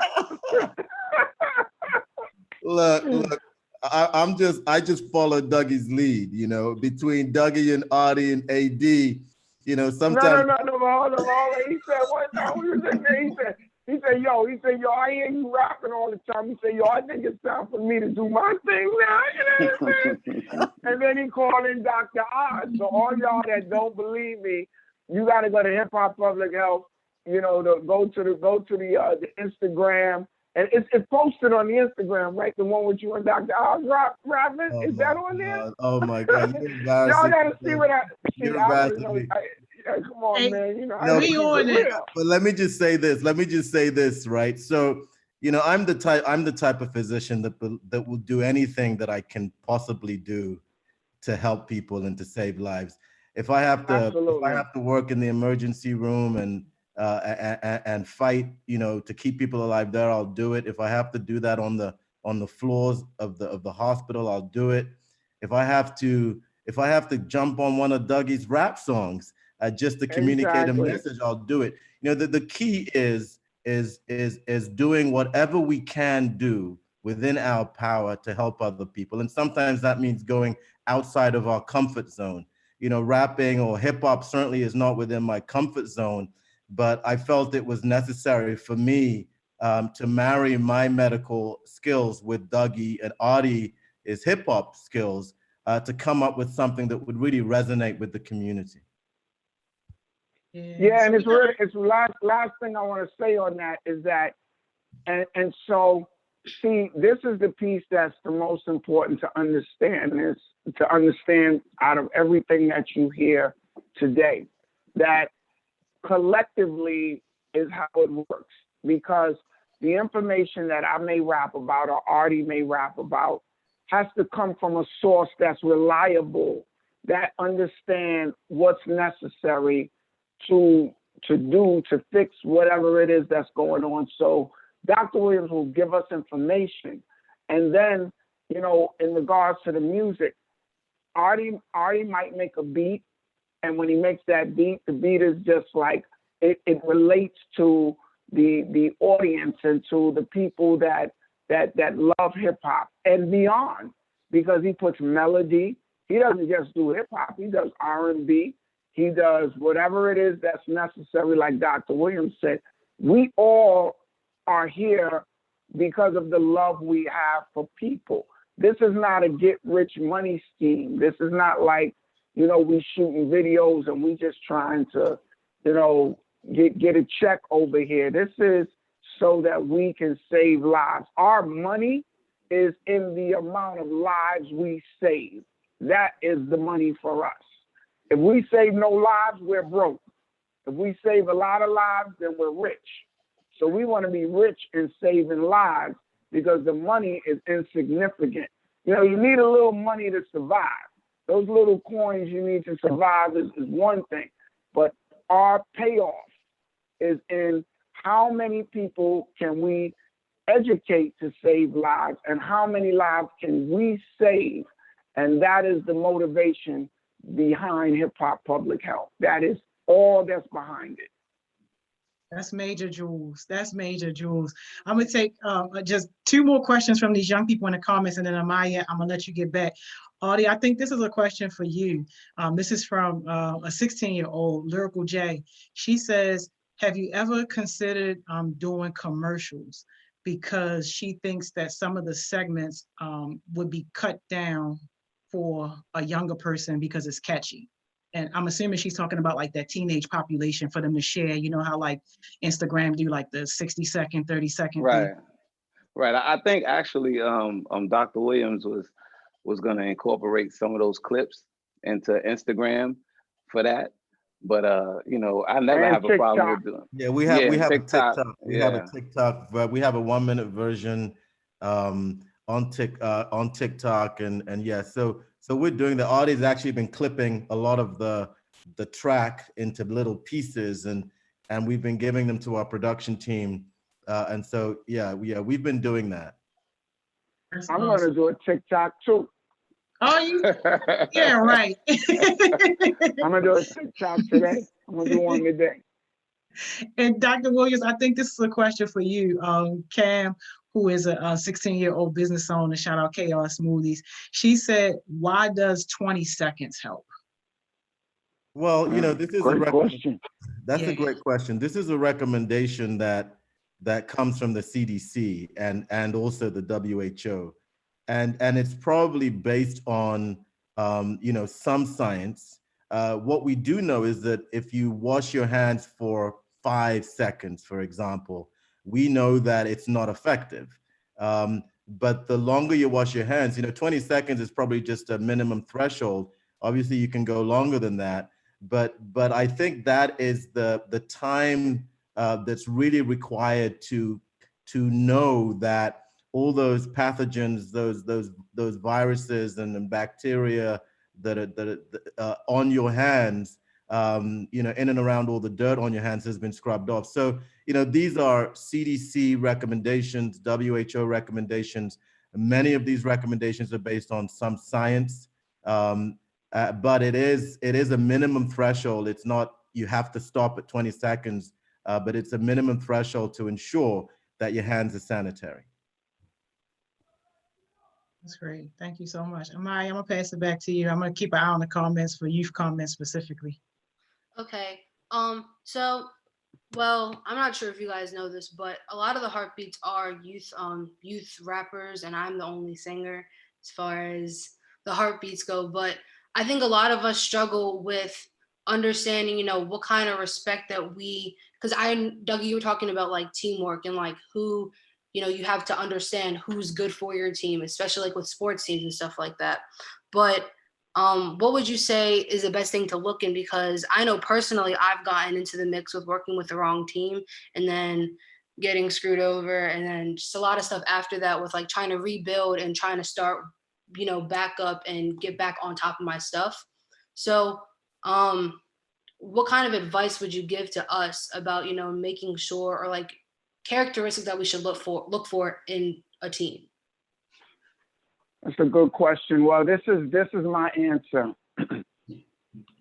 Because as you see basketball teams, football teams, baseball teams, everybody has the same problem. See, right. But the thing is that yesterday I was looking at TV a little bit and I seen the draft.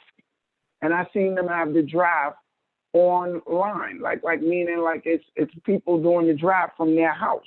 So I thought that was interesting. And the draft is a very important process because you're trying to get the best players to be on your team. And where you are on the draft, like this guy is the number 1 choice, this is the number 2, number 3, it's all based on your performance. Right. So it's the same principle when it comes to music. For example, sometimes when you put together a team and you're looking at this team when you're putting together, some people who might want to rap might be better as a manager. Some people who want to manage might be better as a rapper.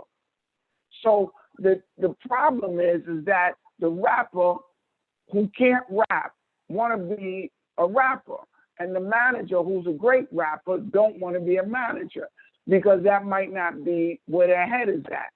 So sometimes you have to be like, you have to look at the person and see what they're good at and extract that thing that you know they're good at. Let's say, for example, you coming up with, you're a great singer, but you're not a great songwriter. Like, let's use Whitney Houston, for example. Whitney Houston was a great singer, Right. but I've never known her to be the great songwriter. So songs that Whitney Houston sing, somebody else wrote those songs. But the person that wrote those songs can't sing them like Whitney Houston sings them. Right. So you want to get that person who writes the song really good to write that song for you, and all you have to do is concentrate on singing. Now, to find that person, now, see, because now I use those two things, but the third thing is, let's say there's a producer, because the guy who wrote the song might not be the best guy to produce the song. So you might need another person that come in there to help you put the music together, arrange it, and stuff like that. And so the way that you find these people is you have to observe what they do best. Right. Don't have somebody do something that you know they don't do well. Like if you see that as a person who's organized, somebody, you know your friends, you know who, and then the other part is you gotta see who's serious. Because sometimes people are not as serious as you. You know, like you want to practice, you want to get your thing rolling. Some people don't want to do that. Some people are just looking at it like they're playing games. I used to be in a group where I had two other guys that was working with me, and one was really creative with coming up with ideas. The other one was really creative with writing and stuff like that, and we had a great formula. But the problem is that they wasn't serious. So I had to go on my own and do it by myself and find other people who was as serious as me. So like Artie is serious about his music. So he was putting the music together. Dr. Williams called him and said he wanted to use him because he knows he's serious about it. He knows that Artie will get the person that, like, say there's a singing part in that record. Artie said, okay, I could have sung that part, but I think this guy will sing this part maybe even better than me. See, and that's the other thing. You have to be honest with yourself. That's the part that's most important. If you know you don't do something as well as somebody else, you have to humble yourself and bring that person in. And the last part is when it comes off, you have to give that person their credit. Right. Because if you don't give them their credit, that person will start to be demotivated and they're not going to want to do it with you no more. It's like, you know, they in there writing songs and the songs is hot. And every time somebody, you know, says, how did you make that song so hot? You're like, well, you know, it's just natural for me. And it was me. And, you know, did I say me enough? Did I say me enough in this? So, you know what I mean? So you can't be that kind of person. You have to give people their credit. So there's three things. One is you have to know that this is not what you do best. So you're going to let somebody else do it. Number two, you have to be honest. Honest with yourself. Don't lie to yourself, because that's what a lot of artists do. They be lying to themselves. And number three, if you let me tell you, if you're not going to be honest with yourself, all the other ones don't work. You know what I mean? But the last one is give that person the credit that they deserve, and you'll get you a good team. You understand? I hope I broke that down good enough for you to see it. You did. I think you broke that was a tricky. A lot of us to understand and see, because I feel like that's something that a lot of us struggle with, getting in the mix with the wrong people and then finding ourselves very lost down our path. So see, and when you're honest with yourself and you see you made a decision to do something with somebody and they don't seem right, you got to be honest with yourself to get away from that person and find somebody else so you don't waste time. Because that's another thing too. You sticking with a dude that do not work. You know what I'm saying? You sticking with the person and the vibe just don't work, but you keep trying. And then you get upset. Then you get mad. And then you don't want to do what you used to love. And you don't love it no more because you allowed that person to make you so annoyed that you believe everybody is like that. Right. And the problem is, you got to be honest. If the person is not on your level or they're not focused like you got to leave them alone and find somebody else that's focused like you. Right. That's my answer. Major Jules. Yes. That's my answer. We need you in that sessions every day. Major Jules. There's a couple of levels to it, and another piece is if you're not in the other part is that with music, sometimes people try to get you into drugs. They try to make you believe that, yo, you can't write this rhyme unless you smoke this weed. That's not true.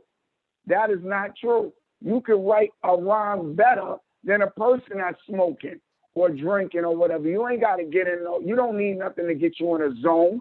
You're already in the zone. You was born in the zone. All you got to do is do what you do. Don't listen to somebody trying to convince you that just because every rapper's smoking weed, you want to smoke weed now to get in the zone. Trust me. Yo, I used to do push-ups before I turn around and get in the booth sometimes. Yeah, that's right. Sometimes you could turn around and look at it. Say you're making a love song, you writing a song about your girl, or a girl writing a song about a guy. You may want to watch a movie, a movie that's dealing with romance or something like that, and you watching that. If you want to get in the zone, you watch that movie, and then you'll come back and start writing about love. There's many ways to get into the zone. You don't have to do something to destroy your body to get into the zone. So that's a whole nother subject. But you got to be honest with yourself once again, because if you're doing something only because somebody told you this is the way you should do it, nah, you got to do what works for you. That's my opinion. That's what works for me. No, that was another good thing that we all needed to hear, I think. So also, Amir, sir. Amir, you should also understand too that if you have a passion for something, don't worry about what nobody say. You understand? Continue to just work hard at your passion and believe in yourself. Because just like in sports, in music, is a lot of politics. Right. And always remember that the number one draft pick is not necessarily the best player in the draft pick. Right. All right. Right. Because Draymond Green was picked in the second round and he done got 3 championships because he was put on the right team. So again, it's not the first round pick or the first pick in the first round. Is basically the team that you get put on that'll ultimately give you the success that you want in life. And it takes time. It takes time to find the right team. See, that's the other piece. You got to be patient. You got to be patient because finding the right team is not always easy. I've been doing this all my life, and I've been changing and rearranging people in my life from one extreme to the next. But what Artie said is true. And remember this, passion makes money. Money never made passion. That's very important for you to understand. Passion makes money. Money never made passion. So that's how you got to look at things. You got to stay passionate. And anybody that make you feel like, you know, like you don't want to do this no more, that's the person that you shouldn't be with. That's how you learn how to gauge that. If this person make you feel like that, yo, I'm out. Yeah, and I want to just emphasize the passion part. You know, when I was young, I was told that I wasn't smart enough to be a doctor, right? I was told that they told me that, you know, you should aim lower, pick this other profession, pick that other profession. These are from my career counselors. You know, I went to a predominantly white school, and that was what I was told. And but I was passionate about what I wanted to be, and I didn't listen to those voices. And you know, fast forward, you know, I'm 50 years old now, and I just thank God that I was able to follow my passion, because I wouldn't be where I am today if I didn't. And you got to work hard too, and you got to be ready to pick yourself up, because the path is not easy. There will be downs. There will be times you'll fall. There will be times you want to give up. There will be times that you feel that, you know, I can't do this. This isn't meant for me. I'm not good enough. How can I be a doctor? You're going to have these doubts, but as long as you follow your passion and you work hard and you really, really go that extra mile, you can achieve and achieve your dreams, and you can work in the space that you're passionate about. So, you know, I think that we're all on the same team again here around this. And Doug put it best that, passion, you can't buy passion, right? Never. It's impossible. You can only embrace it and nurture it. Right. No wonder we had all them technical difficulties. The devil ain't want y'all to get these jewels, man. Feeding these young people minds this morning. I love it. Yes, they are. Yeah, giving them something to think about from another perspective, because, and some of y'all look at TV and you look at your phones, because I can't say TV no more. You look at your phones or your computers and you see different artists on there, and you don't believe that you could achieve the same thing. Yes, you can, and you could actually achieve something even higher. And you could do it in a way that you do it. You don't have to do what that person did, meaning the way that they did it. You don't have to do it like that. You can do it in your own way. That's how we start new ways of doing things. Like, look at this right now. We're having a conversation over phones and laptops and computers and iPads and all types of, just equipment that we never thought that we would have to do this on. Like, I never thought that I would be talking to everybody out there like this. I thought maybe I'd be at your school. I'd be at your, you'll invite me there. Maybe you'll invite me when this is over. You know what I mean? You there. We're bringing you to Bloomberg. Hey, but whatever way it is, necessity is the mother of invention. When you want something to happen, you're going to do what you got to do to make it happen. So you got to go hard. That's what it is. The bottom line is that some of y'all think that this comes easy. This ain't an easy ride. It's like in the gym, or like when you're doing exercise. You got to put that work in. That's the way that you get the result. You got to put that work in, and you got to keep learning. And when you don't know something, you have to ask. Because that was a great question about 20 seconds or more. That's a great question. That's a great question on, how do you find the right team? These are questions that's on your mind. Don't be afraid to ask questions. Some of y'all are afraid to ask questions, and you can't be afraid. How you gonna find out if you don't know? How are you gonna find out the answer? It's impossible. There's stuff Dr. Williams tell me I never even knew. I mean, it's just things that we just don't know. And how did we know? Like, nobody knew that all you got to do is sit up there and wash your hands, and you could save your mother's life. Powerful information. And it's so simple. It is so simple of a thing to do that you just overlook it. And that's what knowledge is. Knowledge gives you real power. So don't be afraid to ask questions. Some people get upset because people say, "Oh, man, you're asking too many questions. Man, I'm tired of these questions." Keep asking questions. Keep asking questions. All your life you're going to ask questions. And check this out. And as much as you think you know, you're going to find out just more you don't know. And that's what's going on with all of us. Everybody here that's talking to you today, we don't know a lot. But we keep learning and we keep asking questions. So all y'all that's asking questions out there, love for that. That's what you're supposed to do in life. That's the only way you're going to find out. Major jewels. We had our time, Amaya. Oh my gosh. Dang.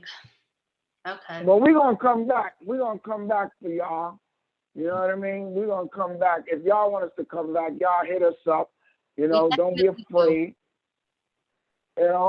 We have to. Fear stops you from winning.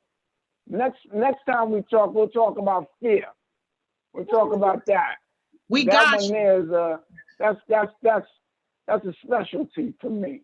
Man, we got, if you available next week to talk about this fear, because we got a lot of young people that need that message right now, Doug. Specialty. Oh, you got a lot yeah. of powerful young people, and they just fearful. And you got to tell them about the 5 Ps, man. Proper planning prevents poor performance. If they rock with that. Say that one more time. Say that one more time. Cut that back in. Proper planning prevents poor performance. That's the 5 Ps. That's right. That's right. Artie Green, baby. Dougie Fresh. Oh yeah, we're gonna try to find y'all some time, definitely within like the next few weeks, because our young people need this. And how powerful is this to have 3 Black men on here? Like, y'all gotta give it up, because it's a shortage in Baltimore in terms of a lot of Black men coming to be role models. We got some good ones, but definitely not enough. So this right here is super powerful, and I'm super grateful for you guys to pour into our young people this morning. Thank you. No, thank you. Thank you. This has been a beautiful experience to be on here with Artie. Because he doesn't do all interviews with me, because I'm doing them all over and stuff like that.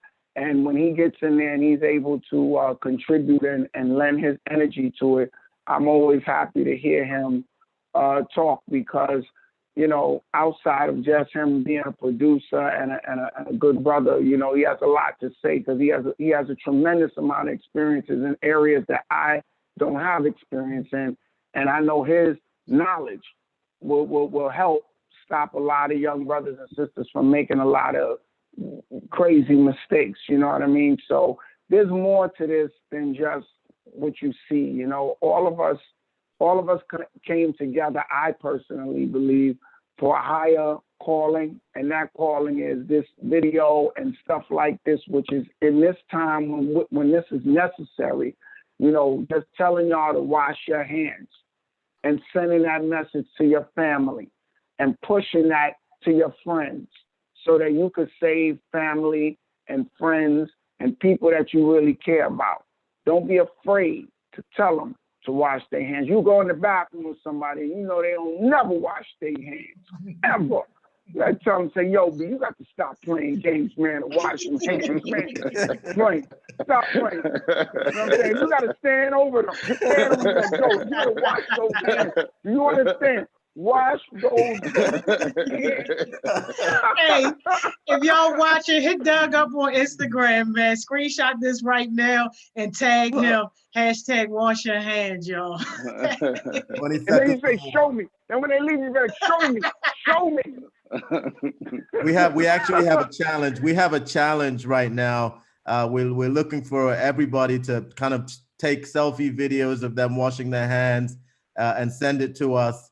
And we're going to be seeing who does the best job at hand washing. So hhph.org, yeah, at hhph. But we want to see, it is part of our 20 seconds or more campaign. We want to see all those hand washing techniques. You can put a beat behind it and send it to us. Thank you. Hey, let's do it. Put any beat behind it. Any beat. Yeah, the beatbox, anything you can do. Yo, that's Focus Friday tonight. Sing behind it. Yeah. That's Focus Friday tonight. So if you was on Focus Friday last weekend, you know I played all the old school beats and the rappers had to rap on the old school beats. So this Focus Friday tonight, that's what we doing. We doing wash your hands beats, y'all, and we tagging all you. Wash them up. Be more. Yeah, you already know. Maya, you want to take us out, baby girl? I'm going to take you out with a little something. I'm going to need all your help at the end, so join in. Okay.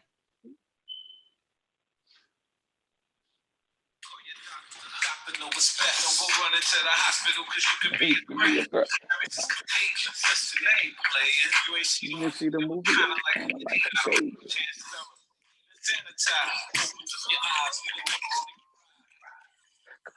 Don't you get it? Sing it. Can't you see? Come on. We're living in a world of emergency. Okay. So wash your hands, save a life. It's only right. Yeah, matter what you're going through, together we can make it through. Come on. Everybody. Everybody. Hey. She sound all right too. You got a little voice. You got a little voice there. Might Man, have to send her a little track over there or something. She got a a big little voice. voice I'm gonna there. tag you, Artie. I'm gonna tag you, Dougie. She got a big voice. I'm gonna tag y'all. Y'all gonna love it. But We're thank gonna have y'all to put so we're gonna much. have to put you in one of our new videos, Amaya. Gotta Put check them out on. my video I did for the frontline people. I just posted a video last week Okay. that I made. So Tag us in it so we can see I it. will. Tag us on it. And please stay safe, everybody. It's very real out there. You have to stay safe. You have to practice social distancing. Stay 6 feet apart from people. You have to wash your hands. If you get sick, if you feel sick, please contact your physician. We don't want you spreading it to your loved ones. And wear a mask whenever you're out. These are the most important things you can do right now. And I hope everyone who's listening to this really embraces these safety precautions so that we can really save our communities. I heard it from the doctor, man, and we out. We'll see y'all back in a little bit about our conversation with fear. That's right. But Yeah, thank have a y'all blessed so weekend. much. Enjoy the rest of your day. Thank Have a great you. weekend. Thank you. All All right, y'all blessed one take as well. care. Okay, bye-bye. All right. Y'all, what a powerful conversation, man. Amaya, amazing job co-hosting. Thank you to everybody who tuned in. You guys had amazing questions, amazing comments. Where is Miss Mo? Is Miss Mo coming? We ran a little bit into Miss Mo time, but it's cool because we still gonna keep it going. We not even gonna worry about it. Man, how powerful was that though?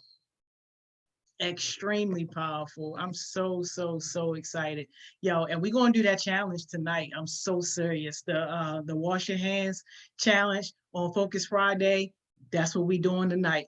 So bring your best rhymes about washing your hands, and y'all already know I got the beats on lockdown. Got the beats on lock. Here's Miss Mo, y'all.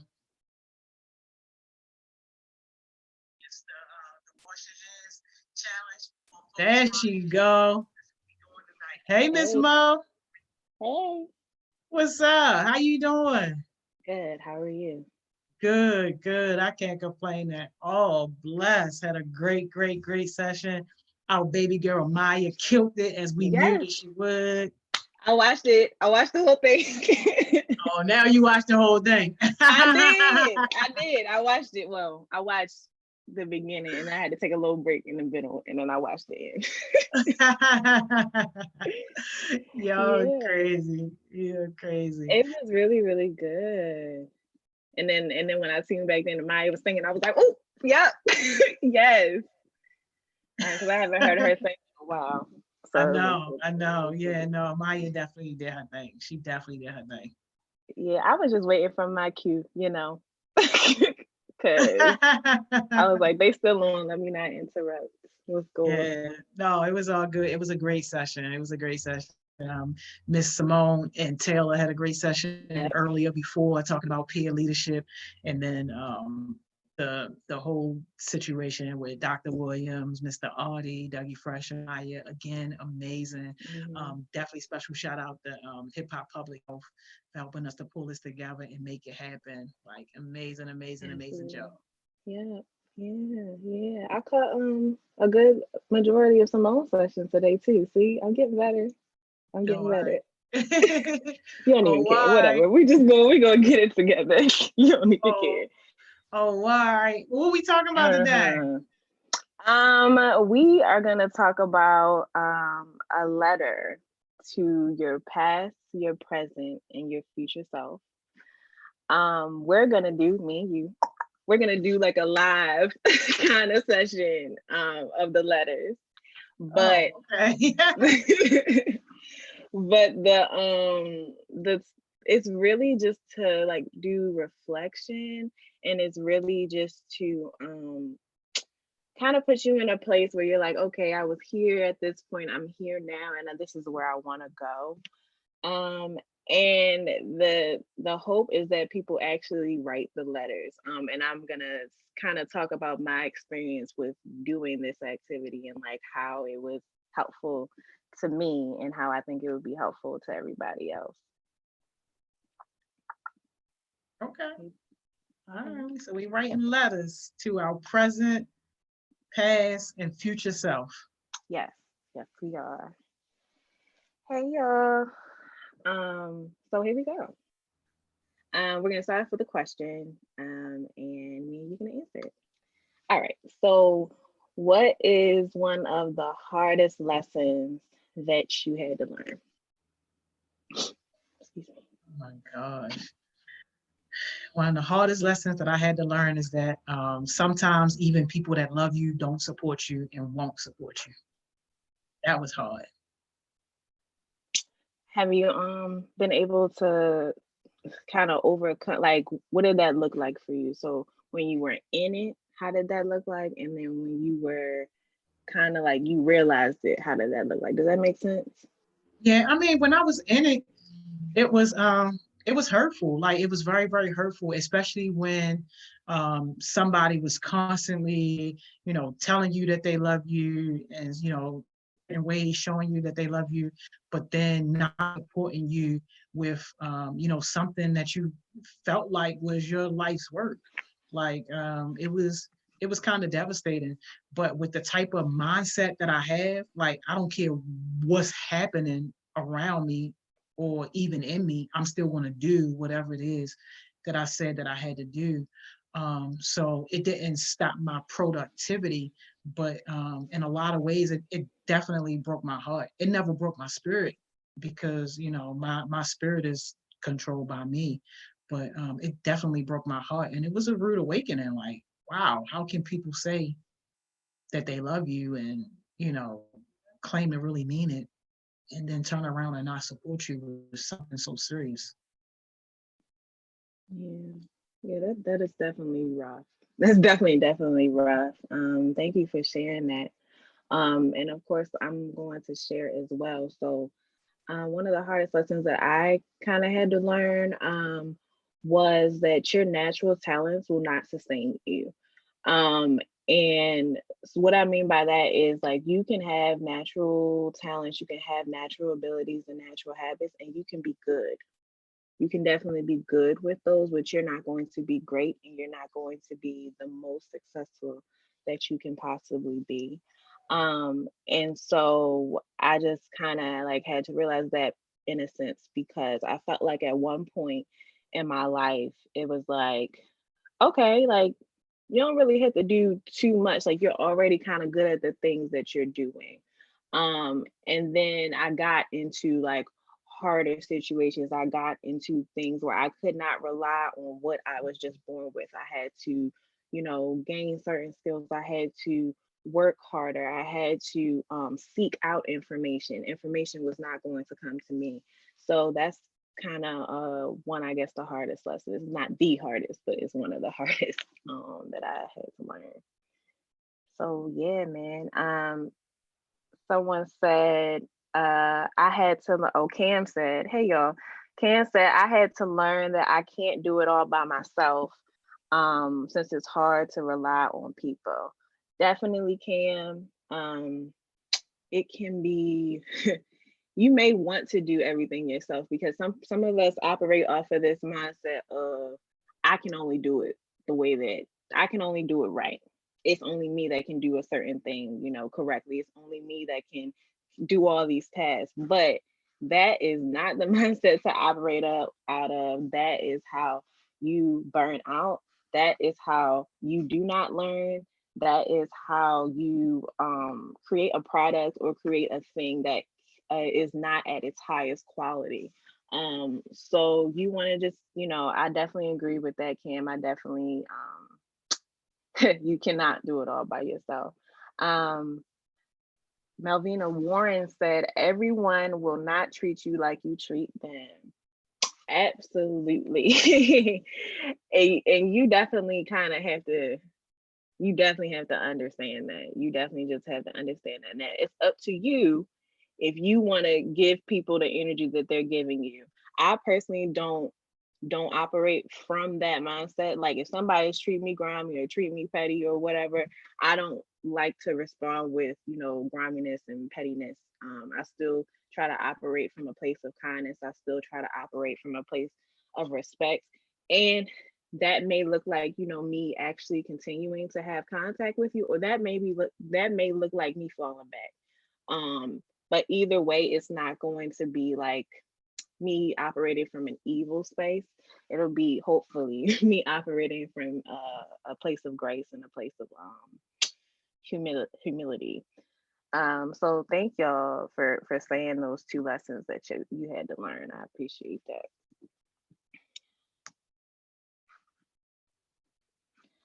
So just a quote: the most reliable way to predict the future is to create it.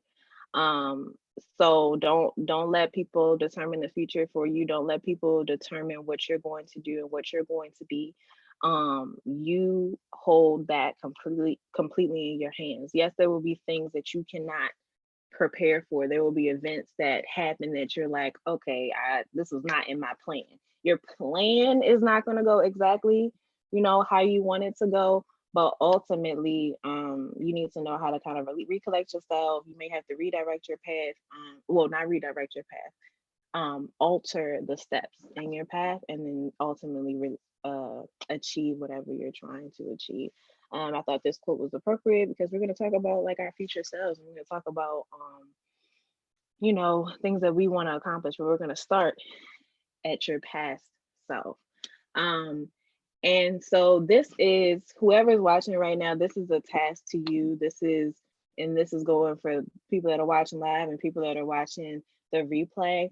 And so I'm going to talk about like my experience with doing this and like kind of how that affected me and how that was useful for me. So I wrote a letter to myself when I was 15 or 16. And it was actually a high school assignment, and a teacher that I very much admire. I haven't actually talked to him in a little while, and I do need to reach out to him. But pretty much since, I met him, which was in like that 2011, 2012 kind of area, we've been in constant contact with each other, and then like just checking in with each other. He'll check on me and vice versa. So again, I'll reach out to him. But he gave us this assignment, and he said, what did he say? He said, write a letter to yourself. He didn't really give too much direction. He kind of just said, write a letter to yourself. And so I wrote what I was currently doing. I wrote what I wanted to do. I wrote like trendy things that were happening. I wrote what kind of music that I was into. I wrote, goals. And I wish I still had the letter, because if I still had the letter, I feel like this would be like full circle, but I don't have the letter. I held on to it for a couple of years, but I don't have the letter. So I wrote the letter, and he kept them. And then when it was a few years later, he gave them back to us. So we wrote the letters, he gave them back to us, and it was interesting just reading that, right? So if you're coming from like a teenager like perspective, so much happens between the age of like 13 to 19. Like so much development happens, so much like perspective change happens. And this was just a couple of years, within each other. And so I was like reading my letter, and I was like, I even speak differently right now. I even, do different things right now. And I was writing like stupid stuff. I was in love at the time. I thought, I don't know, whatever. I was in love at the time. And I was reading, and I was like, ugh, okay. And I was also just looking at, my accomplishments and goals, and I was doing some reflecting. So the fact of like writing of the letter, a couple years prior, and then reading the letter a couple years later, and just looking at the little changes and the big changes that happened, it was helpful for me to do some reflection, and it was helpful for me to reprioritize some of my goals. So we're just going to go through kind of how to write that kind of letter. I feel like well, I'm going to do this, right? This is going to be kind of part of a series. So the hope is that, like I said, people live or watching will write one. People that watch the replay will write one. But also, if you want someone to keep them, and if you want to kind of create a vault, then I'm open to doing that. You just have to keep in communication with me, and I have to keep in communication with you, even if it's like 6 months from now. But the hope is to get some people on here and to read their letters. Like, I understand some of it may be personal, but those who are open and just want to kind of read what that letter looks like, you're more than welcome to come in during this time next week and read your letters. So yeah, here we go. So like I said, me and Miss Joni, we're gonna do live letters right now. I'm still gonna write mine down. But and I will read mine to y'all. But these are just things that you can consider when you're writing this particular thing. So what would I tell my past self? So you can consider your personality traits at that time. You can consider your greatest memories. You can consider your not so great memories. Things that you did not understand. So the reason that I included that particular consideration is because more than likely, if you're writing to your past self, you could be writing to yourself yesterday. And that is completely acceptable. If you want to take this particular activity and write to yourself yesterday, write to yourself today, and write to yourself tomorrow, that's fine. It's no really time restrictions on it. But when I hear what would I tell my past self, I'll think of me as a child. So just consider, like, and if you were a child or if you were younger, there were things that you did not understand. There's still going to be things that you don't understand, but you were literally learning how to be a human being. When you were a child, you were literally learning certain things. So consider things that you did not understand, and consider activities that you like. These are not the limitations. So everything that we talk about today are not the limitations. They're just guiding aspects. And if anybody that is writing a letter wants this, these particular prompts, then I will definitely make them available and I can send them to you. So yeah. So we have some questions. Again, not questions that you are limited to, but questions that you can definitely use. Why your face look like that?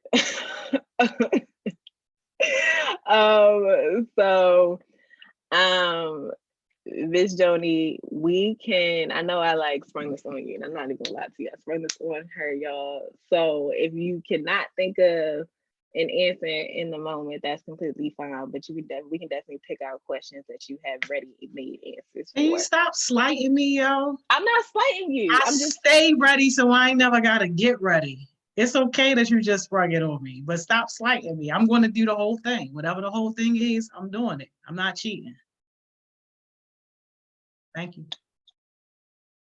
You're welcome. Okay, so here we go. I'm going to read all the questions and then we're just going to get into them. So, what was the happiest moment that you can remember? What was the most difficult time that you can remember?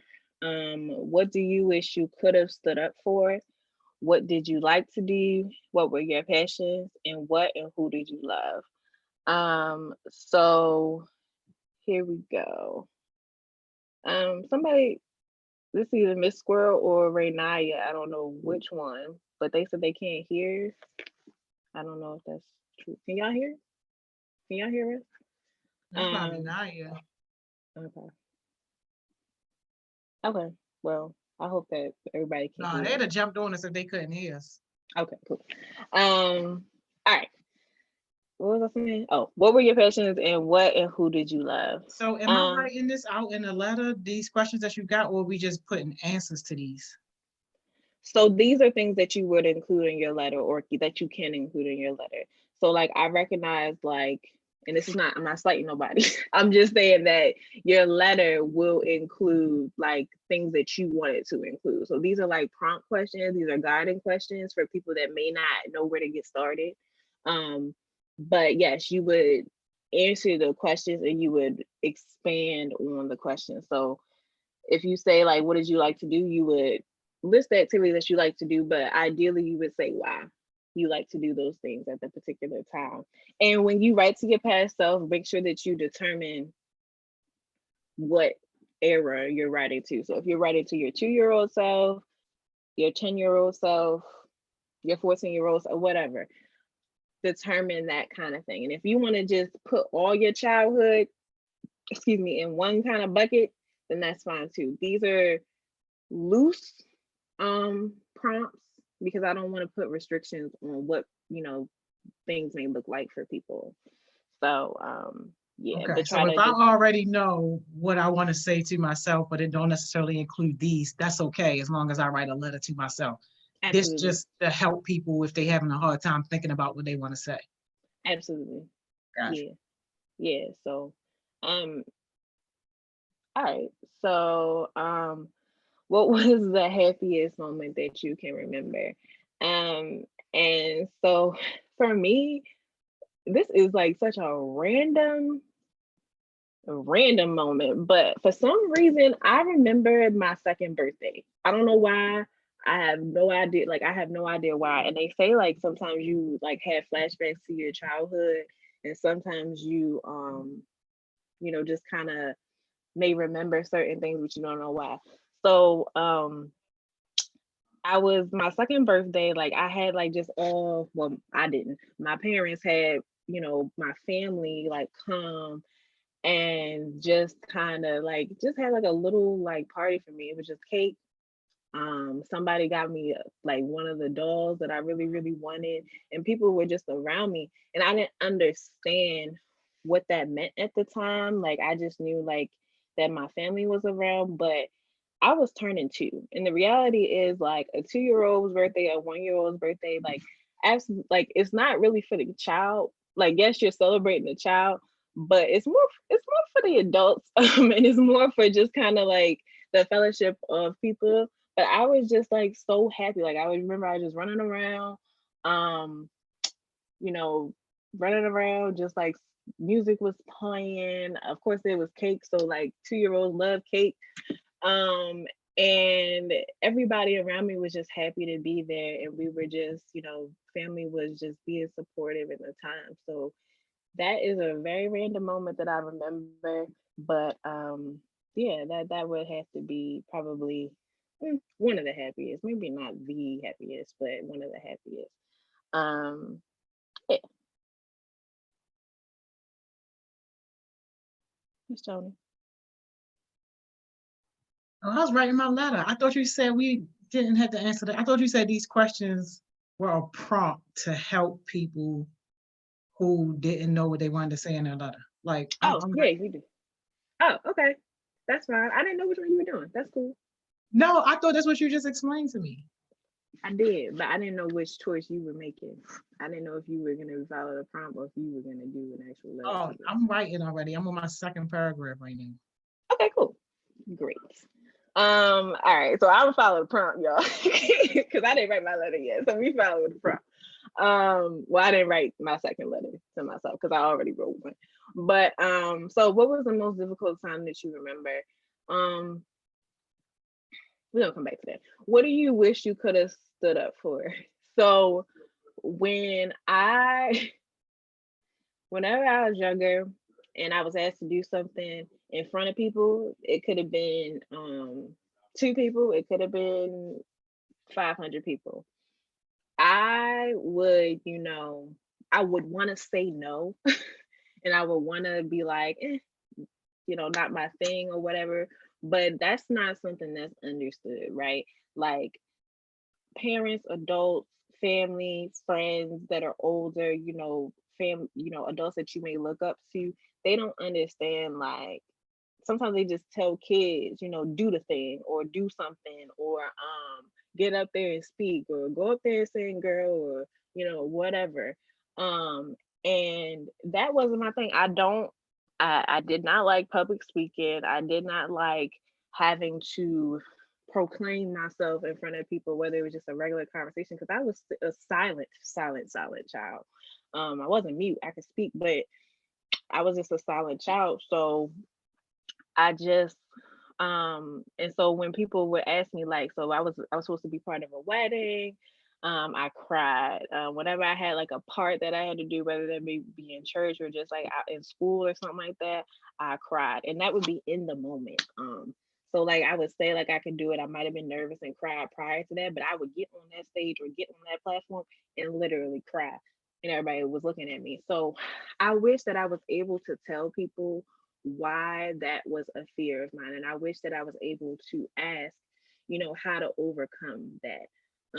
This kind of session was birthed, my success session was kind of birthed from me being an introvert. And I wish I knew what that was, and I wish I knew the characteristics of that and how to kind of overcome that and communicate that with people.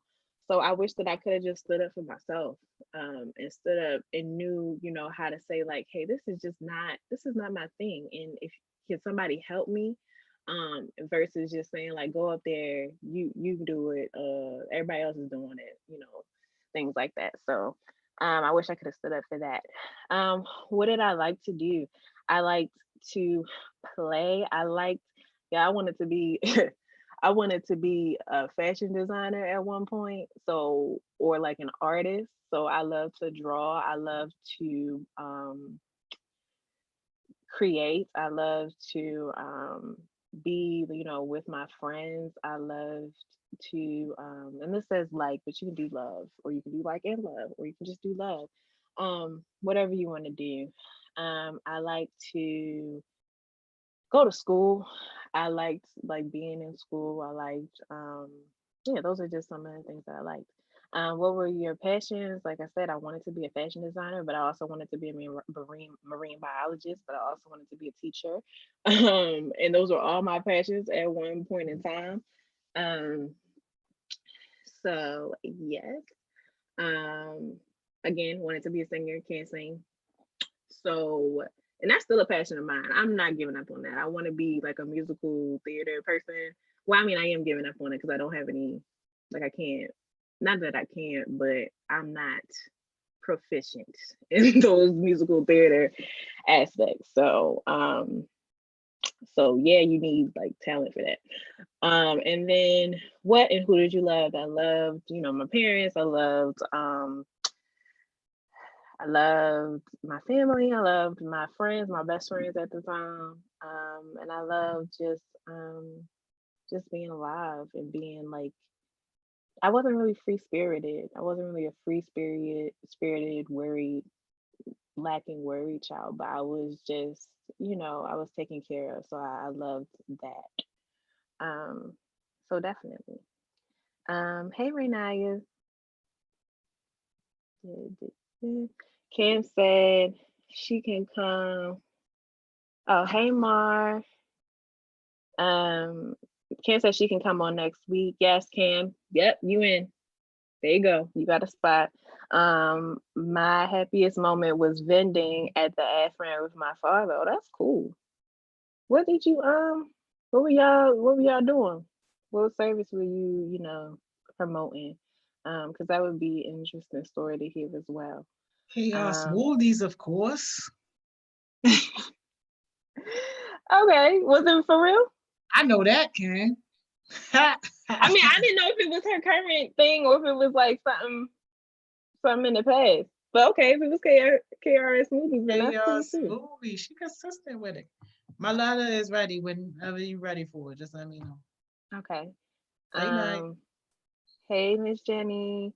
And Naya said you can do anything you dream of. Absolutely. Yes, Lamar, you can go ahead and come on too. You got a spot as well. So y'all don't be surprised when I message you and ask for them letters. Y'all finna get on the session and do it. All right, Miss Joni, hit it. All right, here's my letter that I wrote just now. That she wrote just now. And this is Dear Joni, 14-year-old Joni. Don't be discouraged by your teachers and mean classmates. School is not for them, it's for you. Even if the lessons don't make sense, do your best to extract some value and appreciation for learning and education. Education is a sure way out of poverty, and even just the experience will set you up for success much sooner than you could ever have imagined. You're going to be successful. Don't worry about that part. Your consistent work ethic will ensure that, and people will take notice. No one is going to be on your back about getting your education. You have to be your own motivation and find your own way to discipline yourself, especially when it feels like you just want to quit. Also, your father is never coming. Don't spend any more time expecting his call on your birthday or any other day that means something to you. You already know that this can't be an excuse for mediocrity, but I just wanted to remind you, you will be great without that ninja. P.S. HeartSmiles needs you now. Don't waste any more time. Joni, 2020.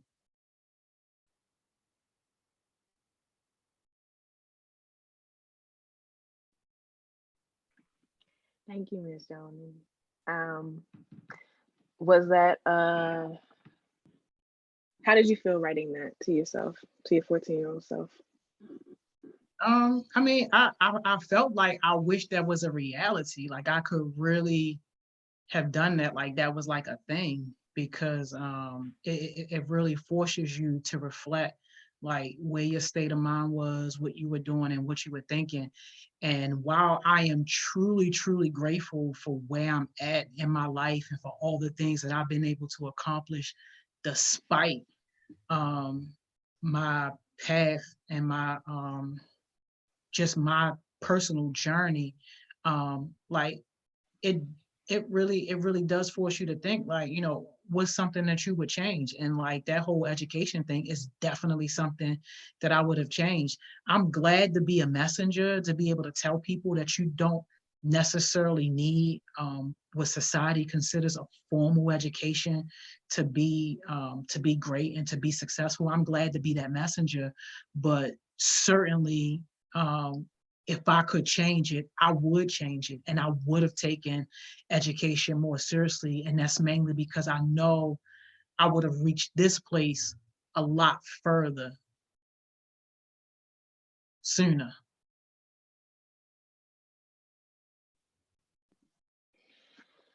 Thank you so much, Ms. Joni. Honestly, like, thank you for sharing that, and thank you for doing that particular part. Ken saying that's powerful. Miss Jenny said, I love that, Miss Joni. Wow, just imagine if you heard that as a little girl, so deep. What would we do without you, Miss Joni? I love you so much. I definitely agree on all of that, everything, every single word that you just said. Lamar said it was smoothies. James giving you some hand claps. Naya said, that inspired me. Miss Jenny said, we all need that. Our heartbeats need that now. And Naya said she loved that. So thank you. Definitely inspirational, definitely reflective. And that's exactly that kind of, that is what this activity is meant to do. So that I hope that all of you kind of, you know, take some time and definitely just kind of reflect on what you know, what you would tell your past self. So we're going to get into your current self or your present self. So start right now, Ms. Joni. Include, you can include or consider motivational words, you know, to keep you going, whatever you're doing currently, whatever you're trying to accomplish. Give yourself those motivational words. So say like, you know, I am determined, I am goal-oriented, I am, you know, just any kind of motivational words that you would like to use. Include what you hold true to yourself. What are your morals and what are your values? This is probably the only one that I'm going to say you have to include. And this is the only time I'm probably going to say this the whole time during this letter. I think that you should include your morals and your values in this particular part. Just because, like, hopefully, those things won't change. Well, I guess it depends on how old you are. So never mind. Scratch that. Scratch that. Sorry. But I think it is important to include your current morals and values, whatever they are. Skills that you have. So just reflect on what you currently do well, what you currently possess, your talents. So next to skills, you can put talents, abilities, kind of whatever you have. Opportunities that you have that have presented themselves to you, or opportunities that you're currently seeking, your goals and your accomplishments. So here are some, again, some guiding questions. So what do you do well? What do you want to learn? What has changed since you were younger? So this is going to be a harder question if you choose to operate from your yesterday self, your today self, and your tomorrow self. You're, like, literally, like, yesterday, April 23rd, today, April 24th, tomorrow, April 25th. Because people do that exercise this way. So that's going to be a little bit harder, but I mean, definitely things change day to day. So if you want to say what has changed since you were younger, or what has changed since yesterday, you can definitely do that. What advice are you giving to your future self? So you can give advice to your current self, and you can say, what advice do you want to give to your future self? What are opportunities to improve? Does what I'm currently doing align with what I say my goals are? And then what are some current events? So I thought that was a good prompt question, because we are living in history right now. But also reflect on what's happening in your communities, reflect on what's happening in your city, your county, your state, your nation, your world, and just consider, some of those things, because, like, some of your goals, may be aligned with creating change. And so you have to know what's going on right now. So in terms of numbers, in terms of, literally what people are telling you, so, personal stories, you have to know. So write those things down, write those huge numbers and those surprising numbers and everything, write them all down, so that when you revisit this letter, or you revisit, kind of this activity, you can determine the type of impact that you make. So my present self, what do I do well? Oh, I'm not even gonna lie to y'all, I really just despise that question, but I'm gonna do it for you just because what would that look like if I didn't do it? So what do I do well? I am good at organizing other people. I'm good at kind of like looking at something and where somebody is, and kind of like, helping them and supporting them in ways that they need, and kind of, contributing to helping them get better organized, or get better, do things in a more kind of efficient way. Another thing that I do well, I'm really kind in situations where I don't and I should not be kind, but I'm very just kind of gracious and kind. So that's kind of getting started on what I do well. What do I want to learn?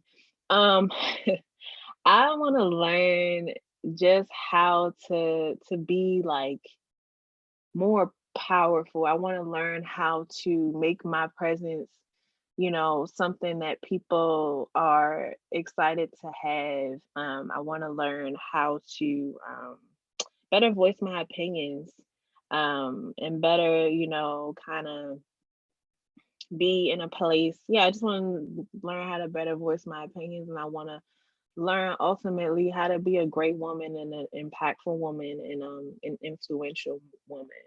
So definitely those things. What has changed since you were younger? Physically, I mean, obviously I look different than when I was never. I still have the same face, but everything else looks different. So you can talk about it from like a physical perspective, like literally you got tough, but literally, you know, certain things happen. And then what else has changed since I was younger? I, you know, went to school, I had a job, and it can be like things that are simple like that. So you can say stuff like that. What advice are you giving to your future self? Speak up. That's probably one of the biggest things that I'm giving myself is speak up, and don't let people walk on you, and don't let people insult you. Where are opportunities to improve?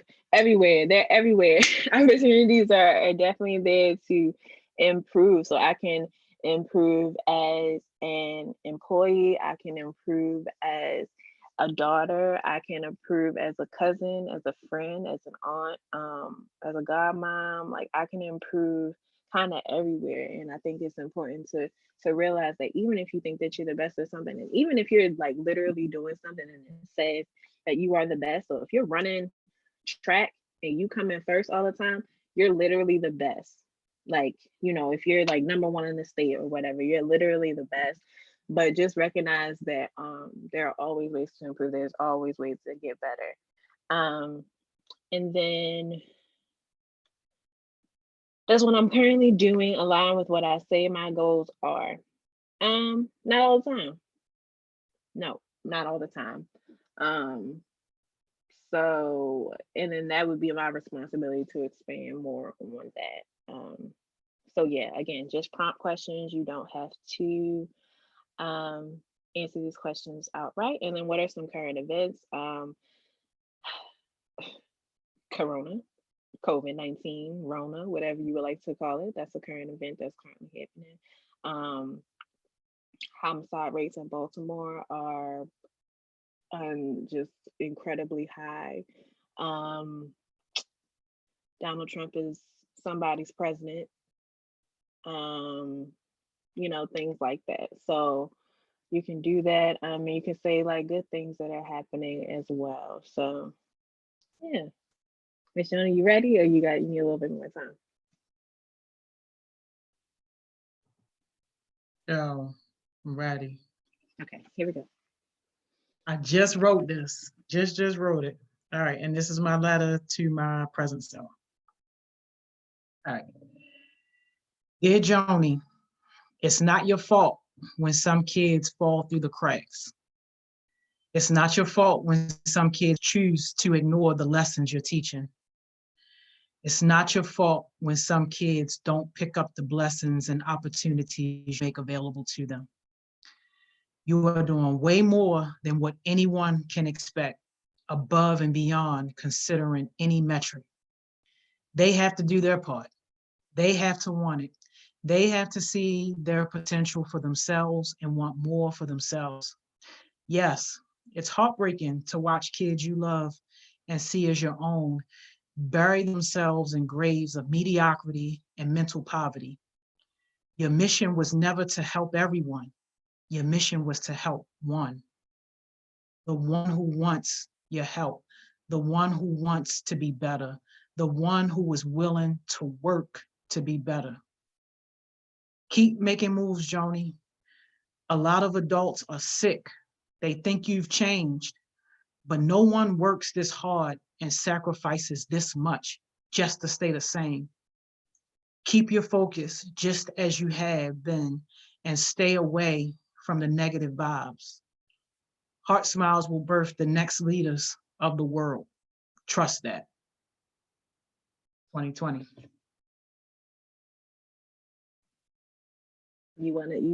You just want to continue to be on higher levels of just emotional response. Is that what you want?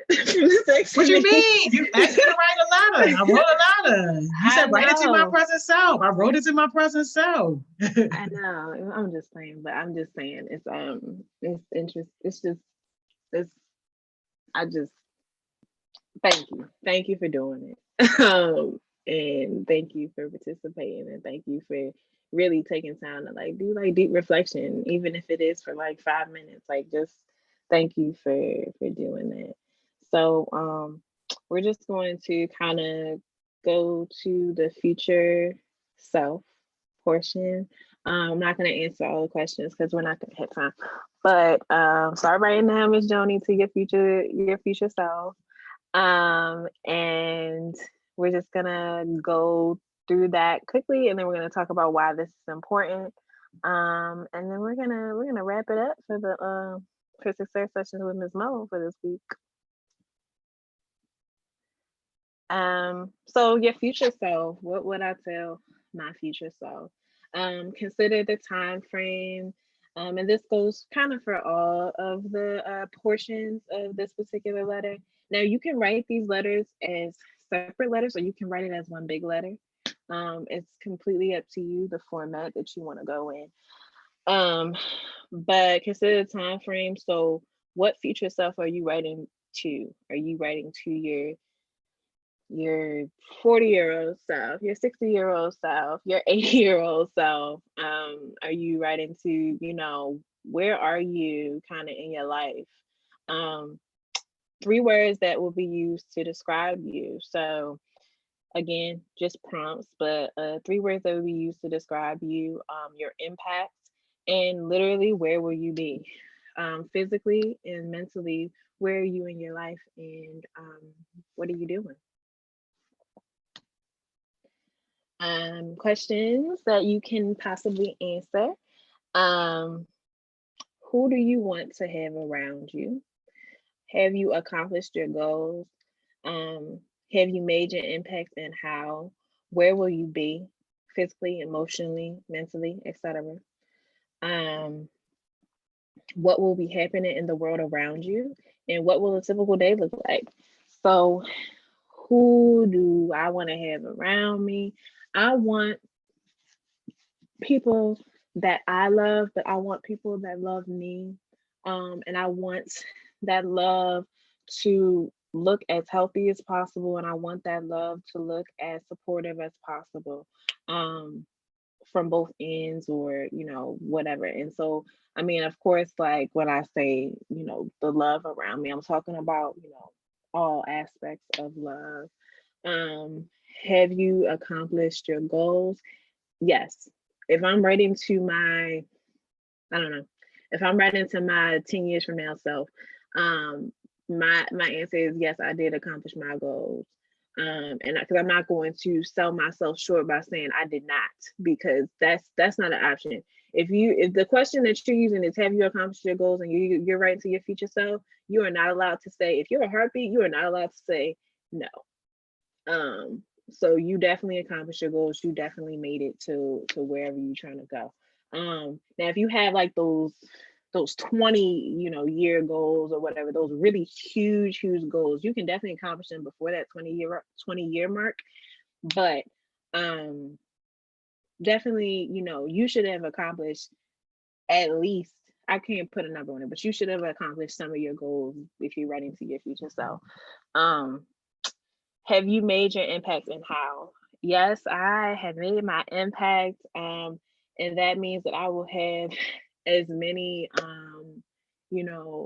I'll be looking at y'all right now, and I'll be like, wow, this person is running for, this particular offer. This person is thriving in their business. This person is, became a better, more genuine human being.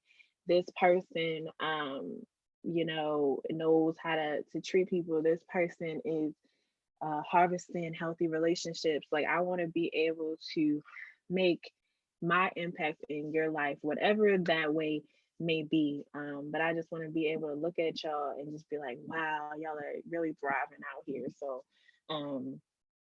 yes, if I'm writing to my future self, I have made my impact, but I will continue to make my impact.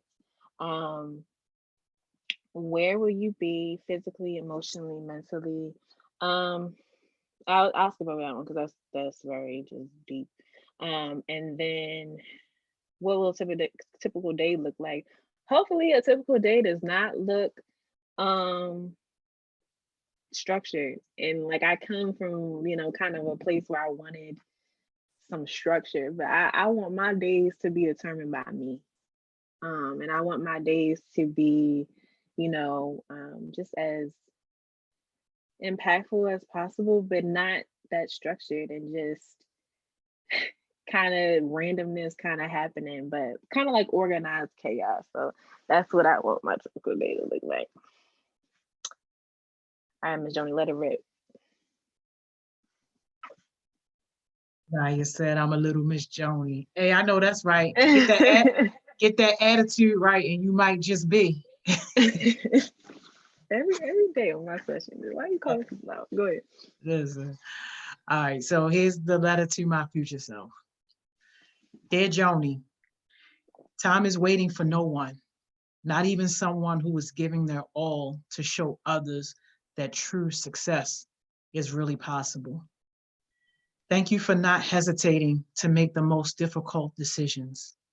Thank you for not ignoring the calling on your life and for listening to God's voice during the midst of the Freddie Gray riots.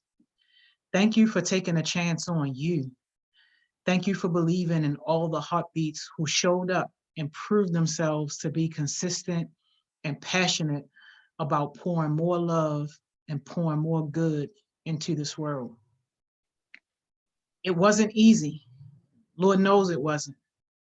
There have been some dark days, but the sun has never shined brighter in your heart, and you have never had a promise more genuine. HeartSmiles has definitely changed some lives, and with that, you can be certain that you did your part.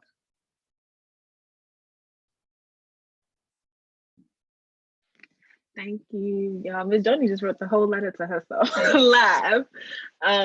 Three of But them. 3 of them. She wrote 3 of them live.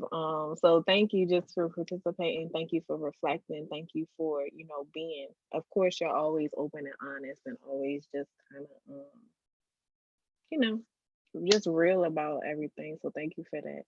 And so Miss Joni, I want you to take those 3 letters, and you wrote them live, but go back and see if you left out anything, see if you want to expand on anything, or you can keep your letter as is. But next week, I'm going to ask you if you keep it as is, fine. If you don't, fine. But I'm going to ask you to read all of it again, all together.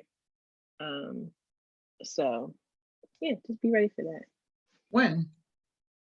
You said when? Yeah, I'm going to read it all again like next week or something. I got it in my phone. Next week. So. Yeah, Okay. next week.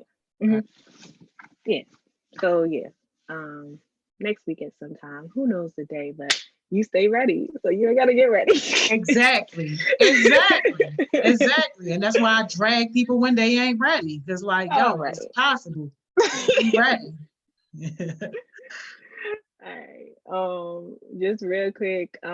This is important to do. I said it time and time again throughout this session. It's good for time for reflection. It's good in terms of accountability, because if you're writing, you know, to, you know, at different areas of your life, and you choose to keep this letter, and even if you don't choose to keep this letter, you can hold yourself accountable to the things that you say that you want to do. It's a low stress way of finding your interest and discovering your goals. We hear all the time, like, what are you interested in? What are your goals? Da, da, da. And sometimes people don't respond, you know, best to certain ways of finding. So this is just another way of finding your interest and discovering your goals. And it tracks your memories. It tracks the things you want to do. It tracks, you know, things that were happy, that were bad, that were sad, that were exciting, that were just all of the things. So definitely it's just important. It's important for other reasons too, but these are kind of the main kind of buckets. So yeah, y'all, we're going to write our letters. You write them however you feel necessary. Write them on your phone, you know, write them physically, write them, do whatever you feel like is best for you. And then next week we're gonna hop on here, whoever says they wanna do it. So we have my letter, we have Ms. Joni's letter, we have Cam's letter, we have Lamar's letter. So we're gonna have a session dedicated to reading our letters and just reflecting on that. And like I said, if you want a way to keep your letters, and that way you can look at it, you know, months from now or years from now, we're gonna find a way to do that too. And that's it for me, y'all. Yeah. What's your jewel? My jewel is your dream is never, ever, ever too big. Your dream is never too big. You might, you know, you're gonna have to do things to achieve your dream, but don't let anybody, and I mean anybody, tell you that it's too big. Love it. That's a jewel. Thank you so much, Miss Mo. I hope you have an amazing weekend, and we'll see you back on Monday at noon. Monday at noon. See y'all. Love Yeah. y'all. Y'all, another great session with Miss Mo, man. Yeah, man. Y'all see how she put me on the spot real quick. Had to write 3 letters real quick, but a powerful exercise. I'm really excited to hear some of the other letters next week when we come back to it. So yeah, that's gonna be a good one. So we'll be back here. Y'all go ahead and take y'all break. Do whatever it is you gotta do. We'll be back here at 2:00 with our academic session with Miss Kaitlyn. Y'all already know how she do. She getting people up on grade level. Whatever homework you got, bring it. Whatever classwork you got, bring it. Whatever just work you got, bring it. Yo, she been getting people 100%. We talking straight A's coming through on stuff that she's helped people with. So if you know somebody that needs help, or if you need help with any of your academic work, man, you want to come back here. We'll be back here at 2:00 with Miss Kaitlyn.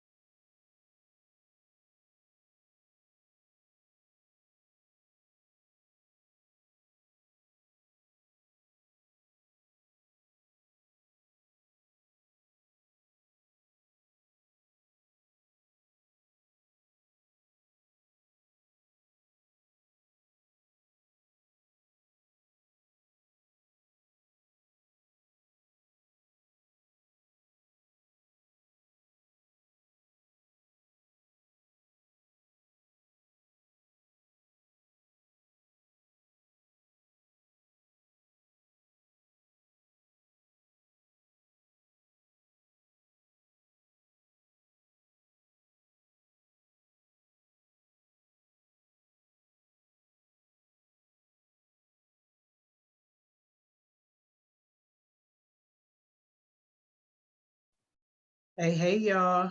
We are back. Academic session coming through. We got Miss Kaitlyn. We got Coach Johnson. Man, we getting people on grade level, y'all. I love it. Hey, Miss Kaitlyn. How did it go today? Oh my God. Epic. Really?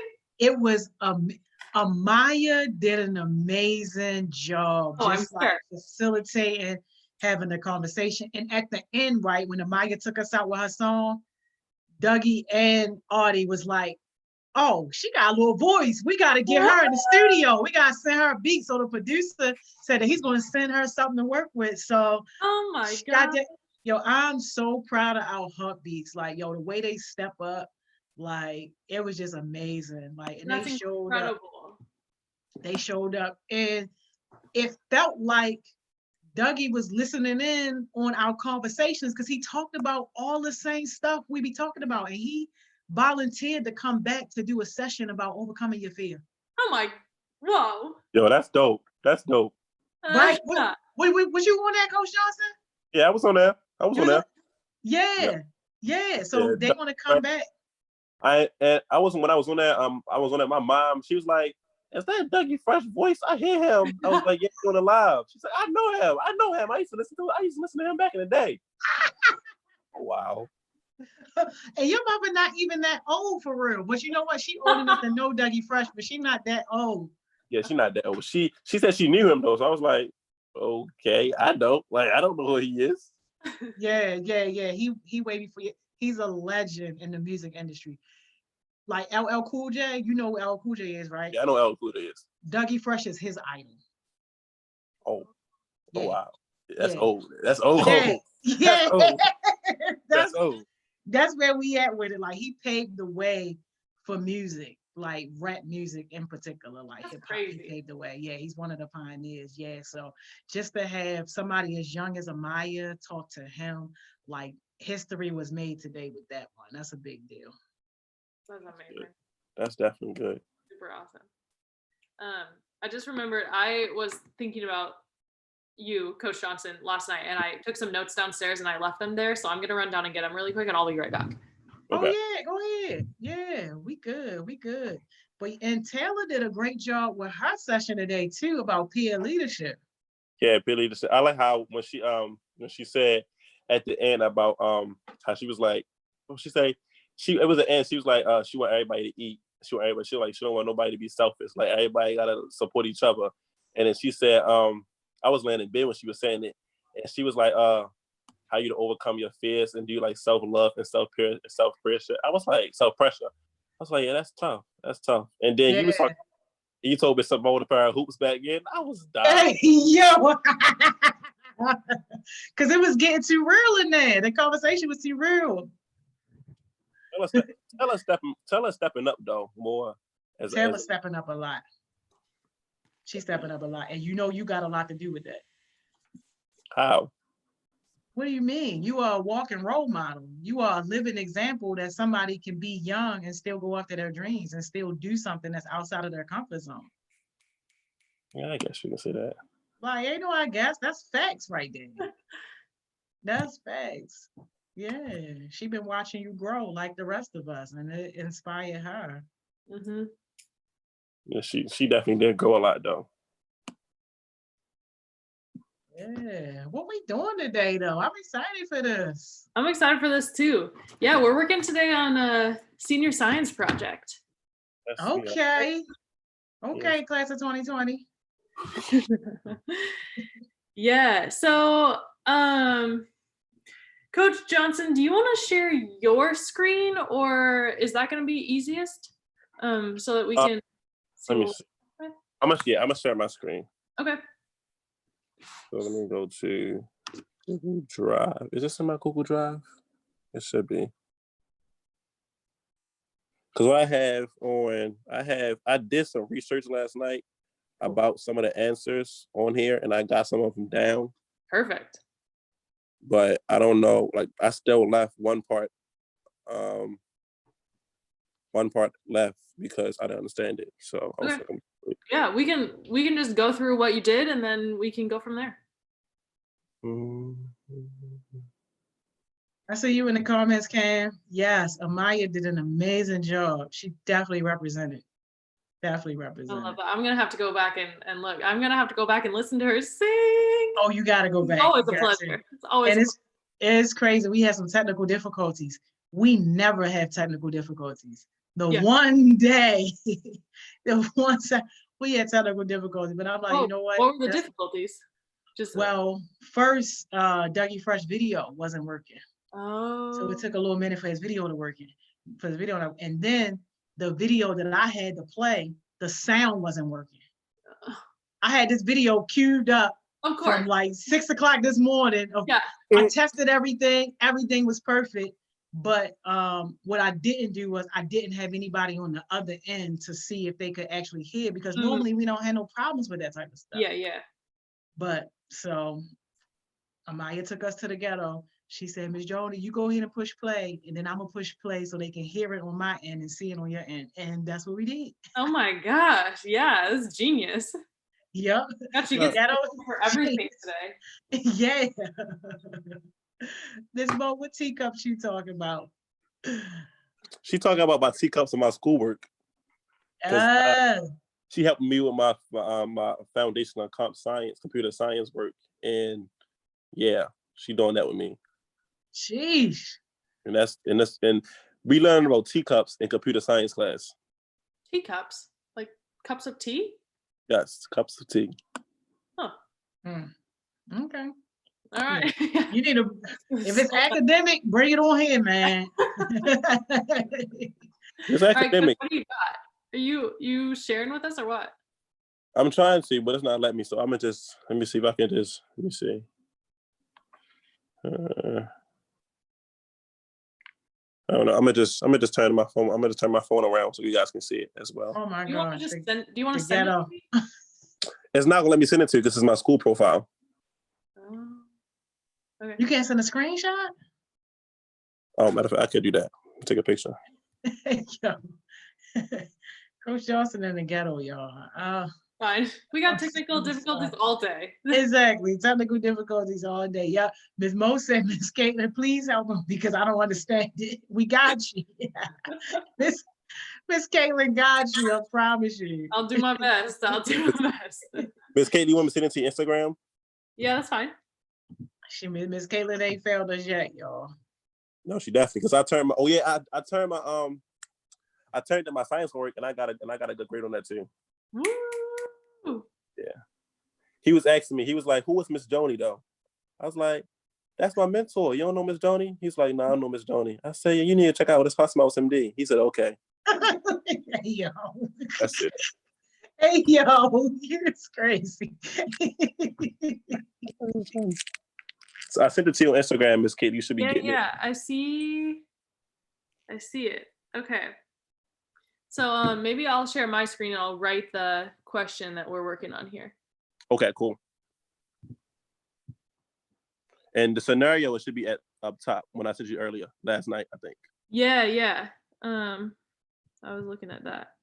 So, okay, I'm just gonna write the question down first, and then we can talk about what the scenario is really quick. Okay, cool.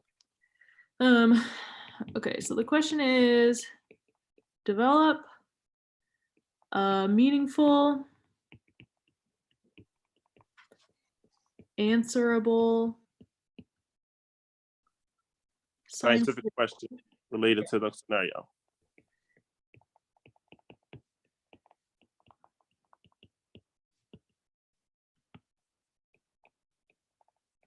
Okay, great. Okay, and so here's the scenario for people who are listening. Okay, a student was researching different types of salmon found in the world. She discovered that most salmon live in the Pacific Ocean. She wondered if the Atlantic salmon were actually related to the salmon found in the Pacific Ocean. The student knows that using the common names of fish is not always an accurate way to classify them. So what she means by that is, just because they're both named salmon doesn't mean that they are necessarily related. The student wonders if she could do an investigation that would show how closely these salmon are related. Okay, so basically what we're saying here is Pacific salmon that live in the Pacific Ocean on the West Coast, and then Atlantic salmon who live in the Atlantic Ocean on the East Coast. Are they related? That's what she's wondering, right? So we have to come up with a question that could help us answer that question that she has. So you basically we asking a question to a question. Yeah, kind of. Yeah. So that's why you're losing me at right there. I don't understand. Yeah. So this was confusing me. I thought about this a lot last night because I was kind of wondering what this was asking. And I think it's saying to phrase a question that this researcher would be asking.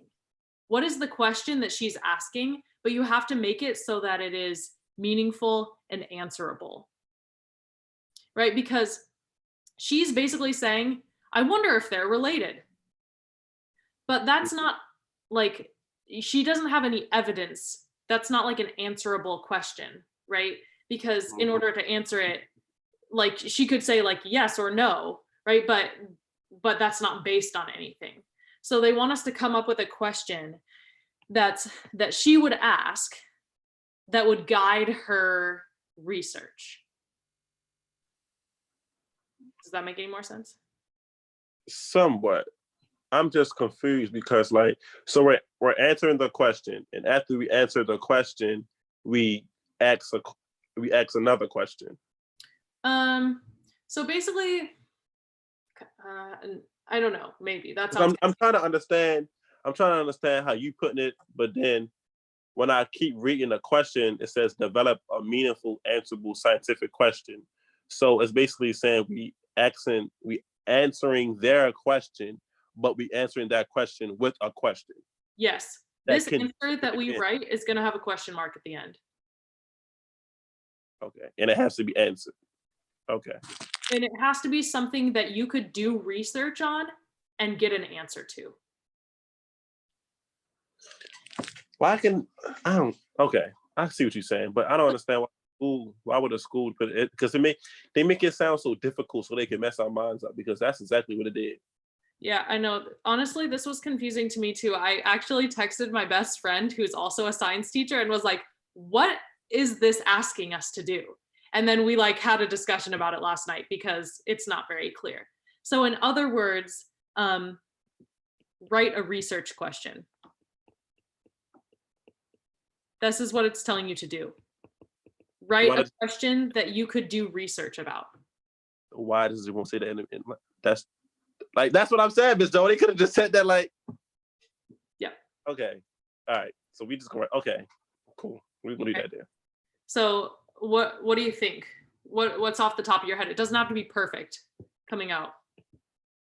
Let me look at the scenario one more time. I have the scenario too, but I have to go look at it again and read it because I was looking at something. I was looking at the answer sheet. So scenario. What is scenario? Oh, I got it. Yeah. A student researching different types of salmon. She discovered that most salmon lives in the Pacific Ocean. She wondered if the Atlantic salmon was related to the salmon in the Pacific Ocean. The student knows that common names of fish is not always an accurate way to classify them. A student wonders if she can do an investigation that will show how closely these salmon are related. So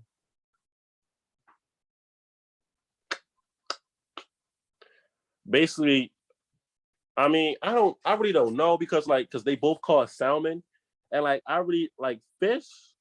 You got tilapia, you got salmon, you got whiting. So I never knew there was 2 different types of salmon. Yeah. So it's an interesting point that you bring up. So there are a lot of different types of fish. What are some things, and let's forget this question for a second because we'll come back to this, but this will help us brainstorm. What are some differences between fish?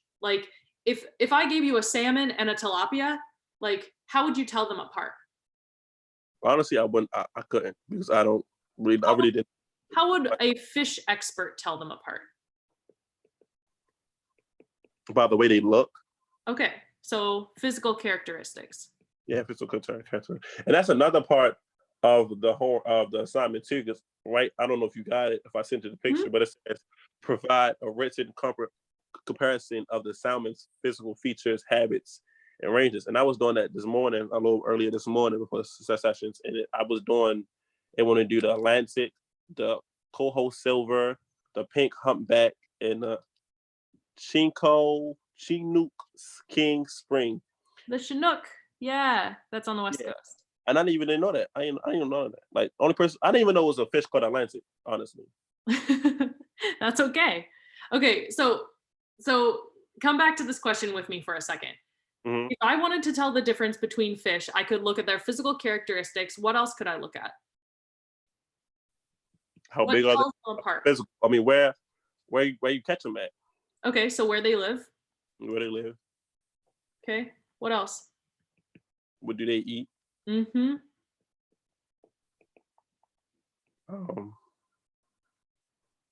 What else? Something that's specific to fish.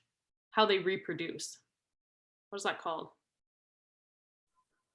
I don't know. Hold on, reproduce. How do fish have children? They lay eggs. One of them, the female, lays the eggs, and then the male swims over it, and they spray the sperm down onto the eggs. Yeah. What? Isn't that interesting?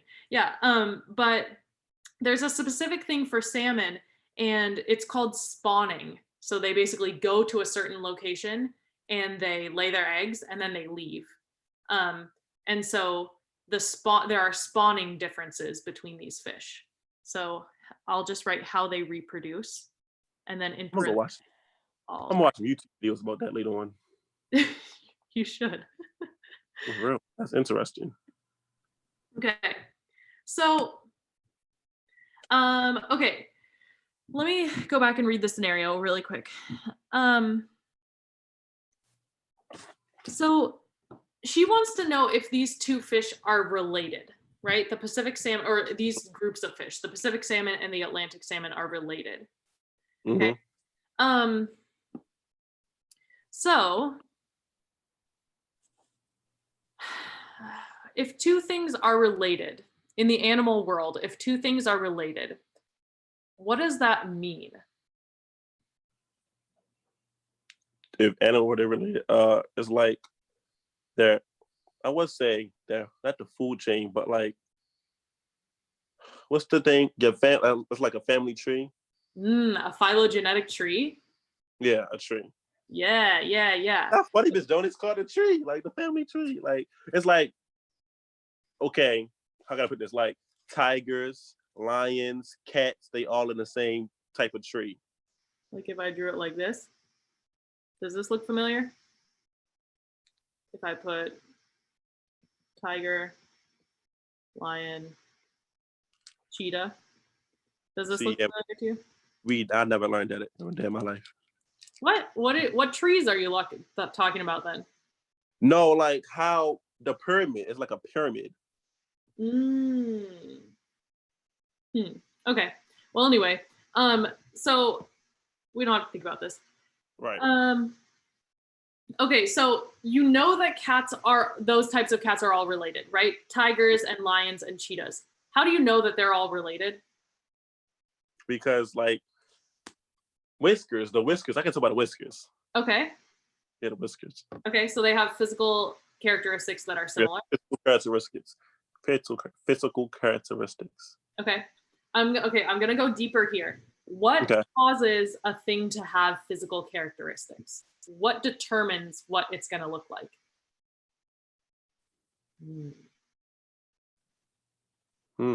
What determines whether you are going to have?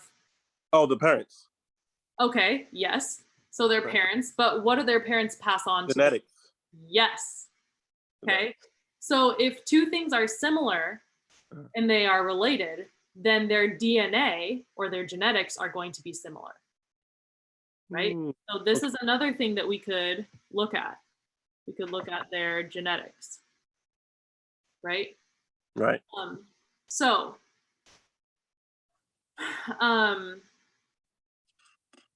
I guess what I would say then is, how do we take what we just talked about? Like, we know that there are differences between them. How do we turn that into a question? Oh, okay. So you was basically saying, but see, that's the thing. They asked me if I have to answer the scenario to get another question. I know it's hard, but it's okay. It's good for you. It's thinking. So I'll start you off. I'm gonna start with the word what. What are the? Okay, what comes next?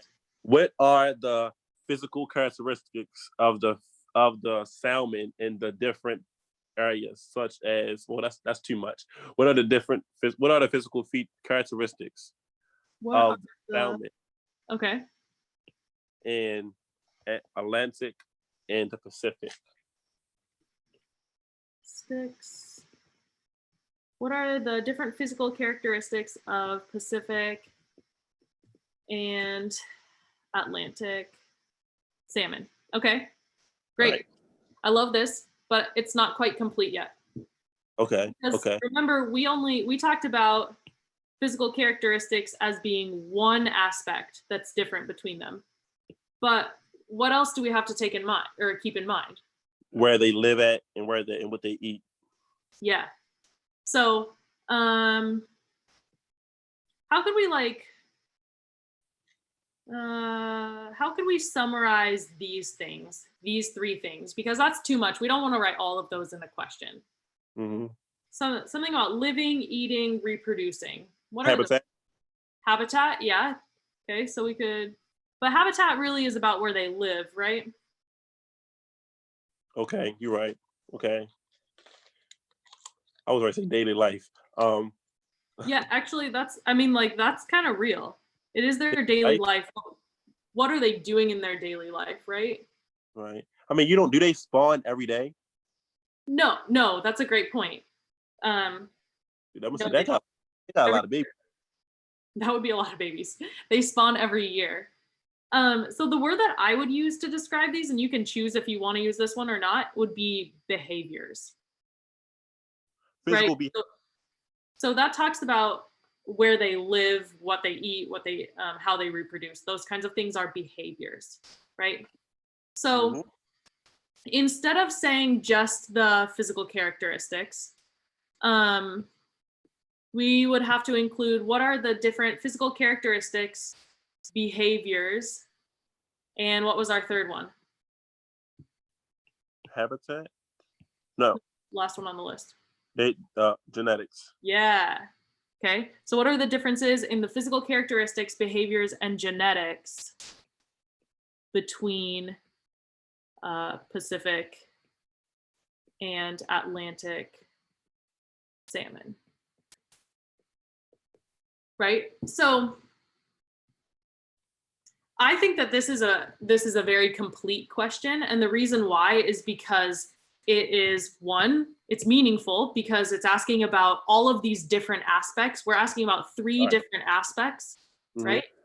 And it's answerable because we could look all of these things up, right? We could see if they have similar or different physical characteristics. We could see if they have similar or different behaviors and similar or different genetics, right? So we could answer this question.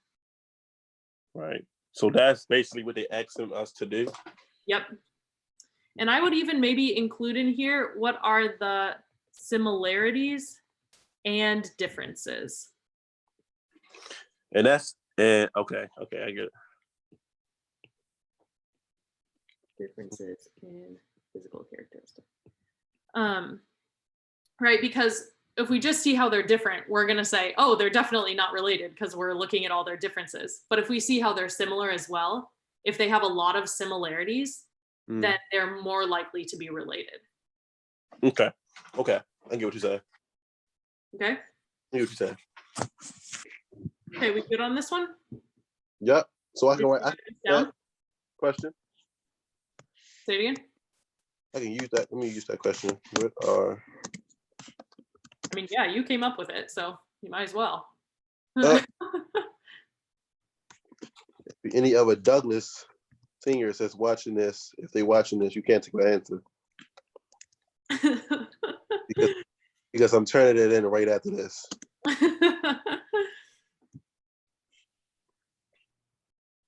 What is it? Hold up. So what are the similarities and differences in the physical characteristics? Mm-hmm. Okay, and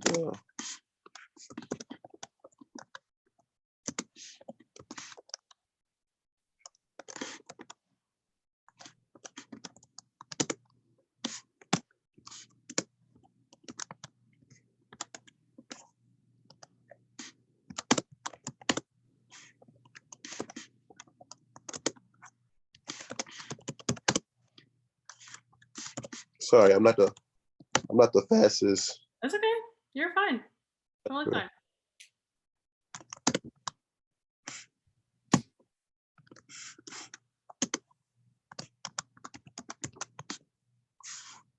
So the question is, what are the similarities and differences in the physical characteristics, behaviors, and genetics between Pacific and Atlantic salmon?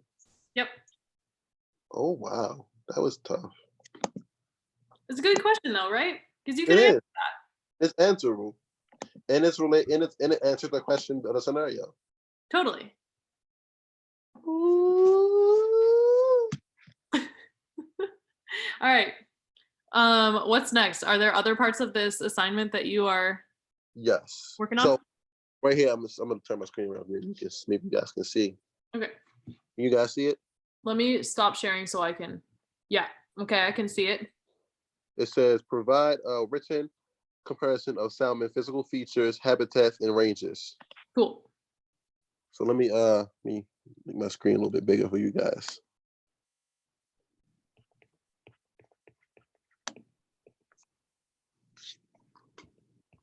Hold up, let me do this.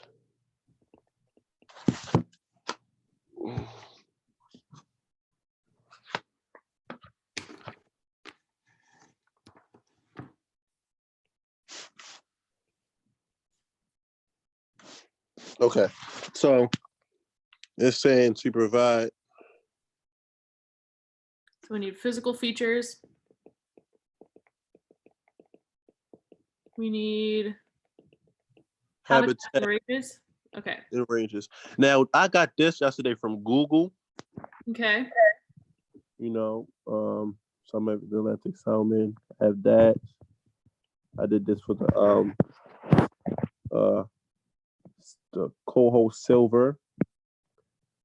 Okay. I got some for the pink humpback, and I got some for the Chinook. Chinook King Spring. Cool. Okay. Okay. So I have it that.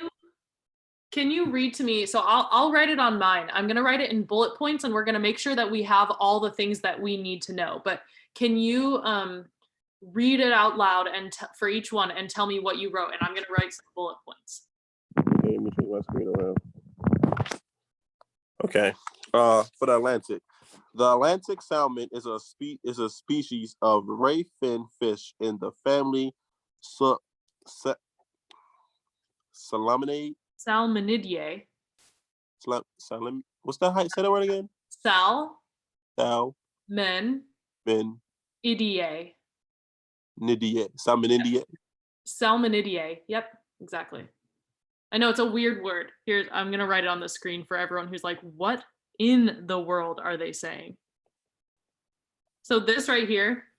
Yeah, that's the word. It's the scientific name for salmon, right? So the AE part is actually pronounced EA, which is very confusing. So this is salmon id EA. Salmonidae. Salmonidae. I still can't pronounce that word. Salmonidae. Yeah.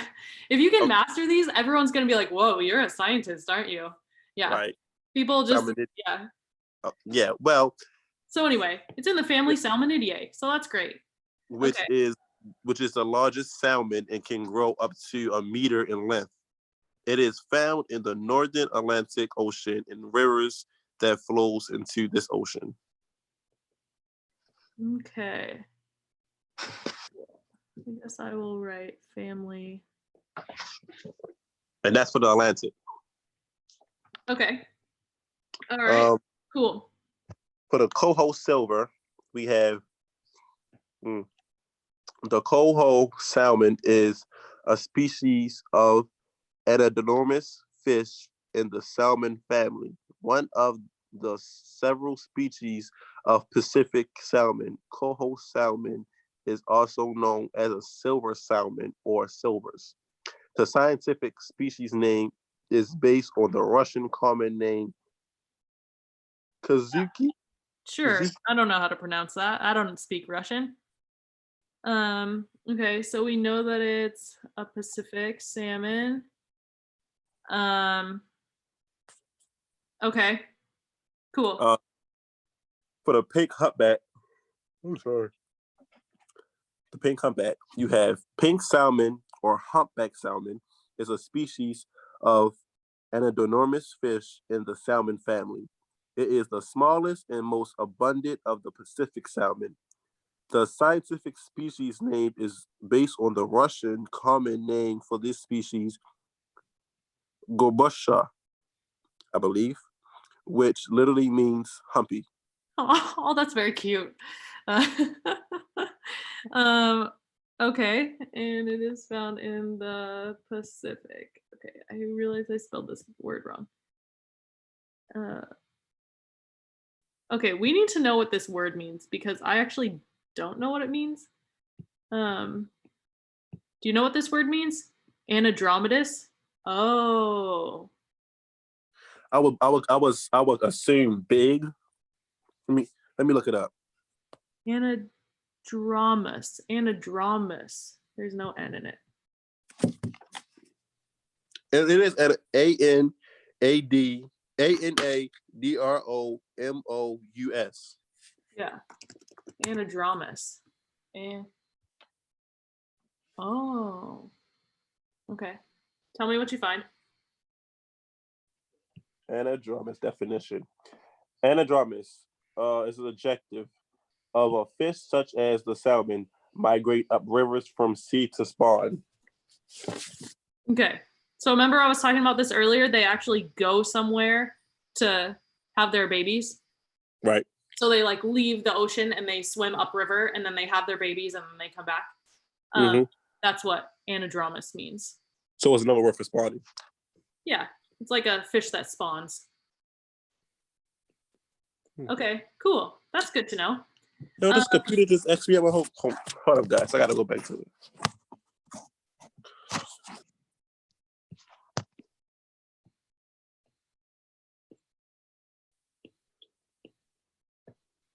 All right, you ready? Hold on 1 minute. Give me 1 second, because it basically blanked me out on my computer. Okay, got it back. Okay.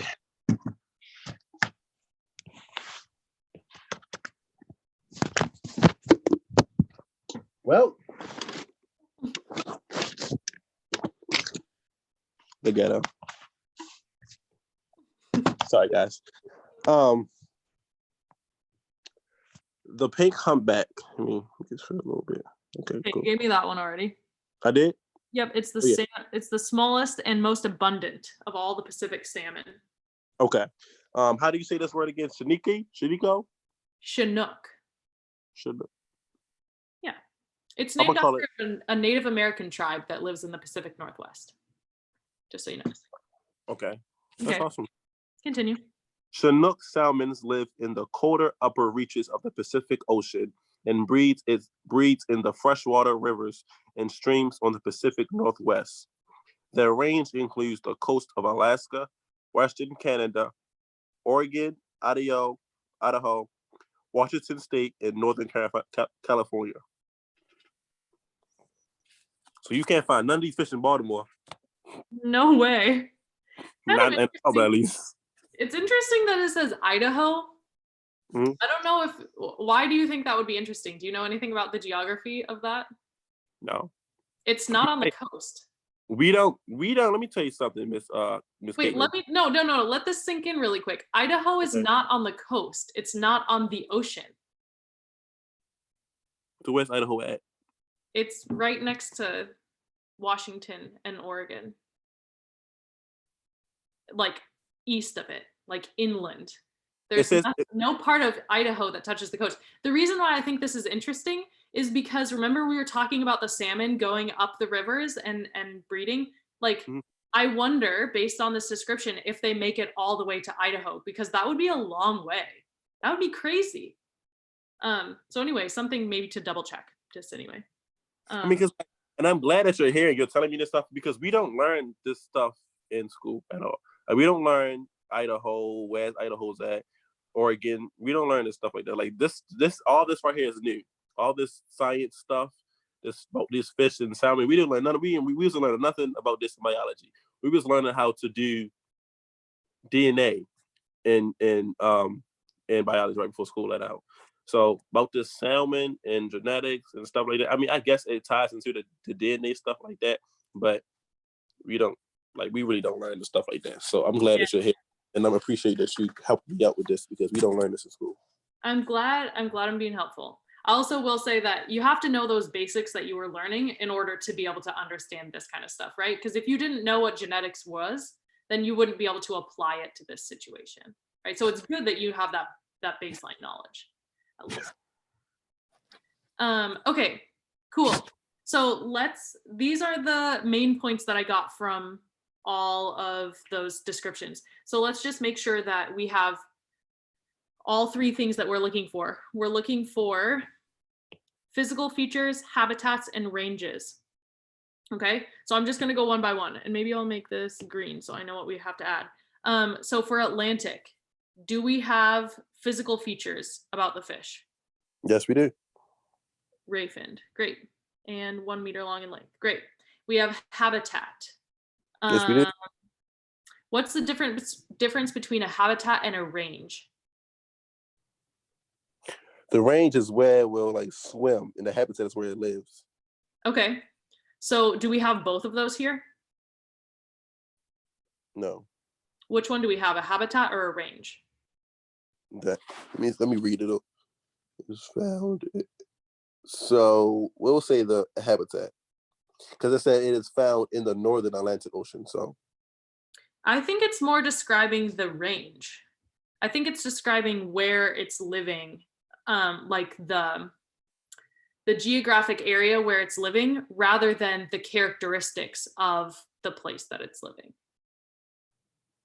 Right? Okay. Does it live in cold water? Does it live at the bottom of the ocean? Does it live in the middle of the ocean? Those kinds of things. I would go back and look up a little bit more about habitat. Okay, so things like water temperature. I would look up a little bit about what it eats, because that could be included in its habitat. So food. I would look up a little bit about what might eat it. So predators, those kinds of things. Those are the kinds of things that I would look up for habitat. I'm looking it up right now as we speak. It says, like all salmon, the species is noted for undergoing long migrations and significant physiology changes during the transition in habitats from freshwater rivers to coastal seas and back to freshwater rivers. Adult Atlantic salmon lives in coastal seas and feeds on pelagic invertebrates and some fishes. Cool.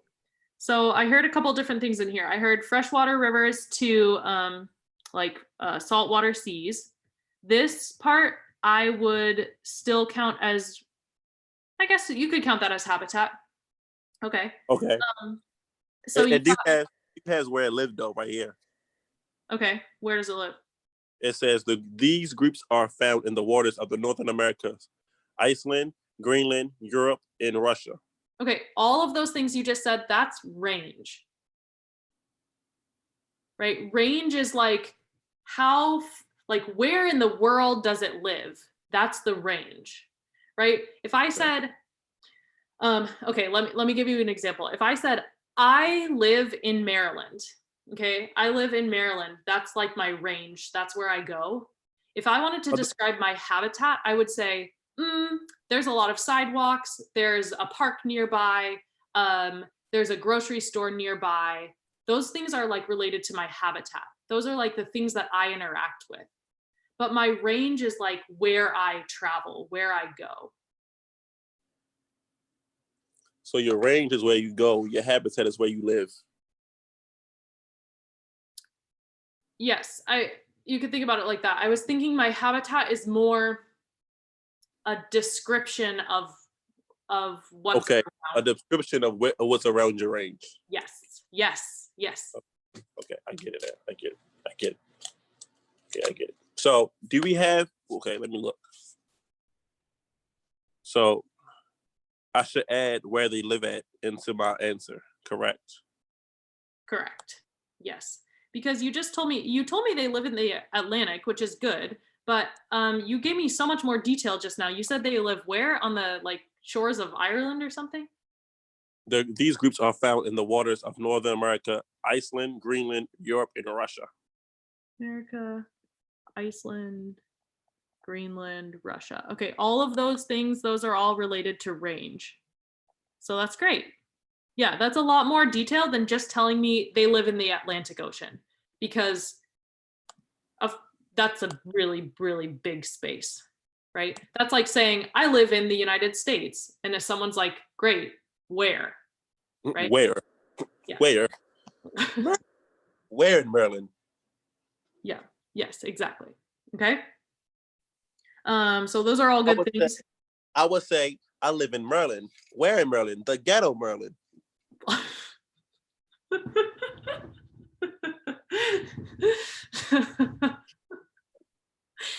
That's your habitat.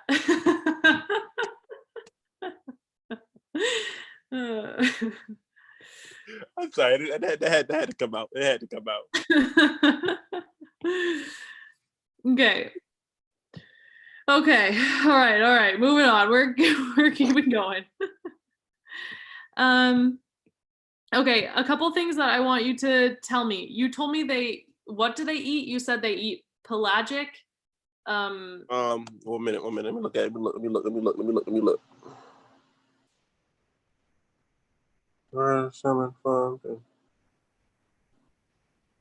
Okay. Yeah. Adult salmon lives in Costa Rica's seas and feeds on pelagic invertebrates and some fishes. Okay, what do those words mean? Invertebrates, I heard of the word before. I don't know what it means. I can look it up real quick. Let me look it up.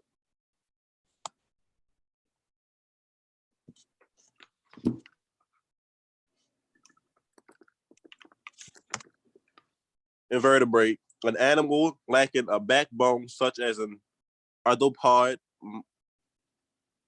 mollusk, a need in colintrate, and etc. Basically like snails, worms. Yes. Okay. They don't have a backbone. They don't have a backbone. So this part of the word vertebrate, whoops, that's highlighting it all. This vertebrate means that it has a backbone, and the word in means none or doesn't have one. So invertebrate means it doesn't have a backbone.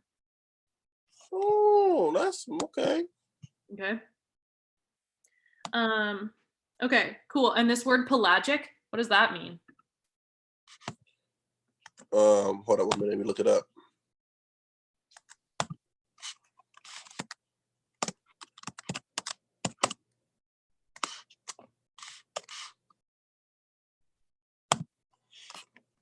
Pelagic.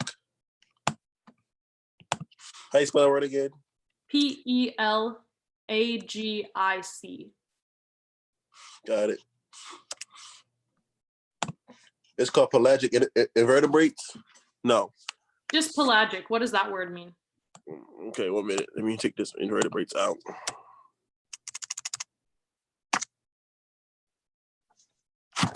Pelagic fish. No, the dictionary. There we go. Related to the open sea. Yeah. Okay. So the open sea. So what this means is they don't live super close to the shore. They don't live at the bottom of the ocean. they sort of just like live in the middle of the ocean. Like they're not bottom feeders. They don't live on the shore. They just live in the middle of the ocean. Okay, that's what that means. So when people go out fishing, this might be a little off topic, but when people go fishing, right, and the fishing rod comes out, where do the fishing rod? The fishing rod only stops at the beginning, like the top of the shore. So how can they catch fish all the way at the bottom of the shore? Like they be catching salmon and stuff, but as we look at the research, I felt you see salmon lives in the middle of the shore. So I understand that. Like the hook can be that long, or like can they smell when they come to the top to eat? So I would say that I'm not a fishing expert, but different fishing boats have different lengths of like nets and line that they have. So salmon live in the middle. They don't live like near the bottom, right? So you're right that the line or the net can only go so far, but it can like go pretty far down. It's not a fishing pole that you would take fishing that's only going like a few feet down. That's not what it's like. It's like going like maybe 30 or 40 feet down. I want to go fishing. But can I just relate this back? Those would be the pelagic fish. Like those are the ones they're catching in the middle of the ocean. Those are the pelagic ones. But what this is saying is that the salmon, they eat the pelagic invertebrates. So they eat the shrimp and the snails and whatever that are floating around in the middle of the ocean. That's what okay. Which also probably means that the salmon, that's where the salmon live, right? Because if that's where your food supply is, that's where you're going to live. Okay.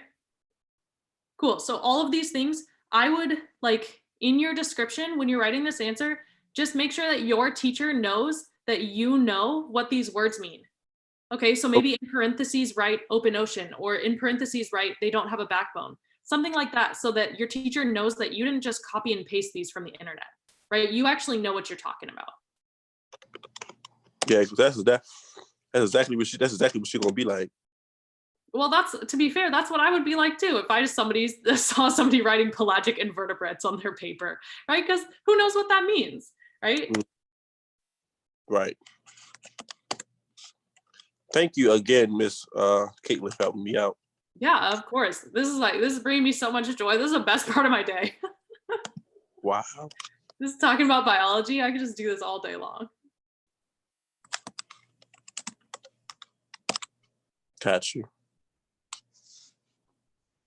Okay, you ready? Yep. Okay, so let's go on to coho then. So you can look back at your description, but the main 2 points that I got out of this was anadromous, and they live in the Pacific Ocean. Okay. So we probably need a little bit more detail, right? Let me take this out because I don't need to be in here. Okay.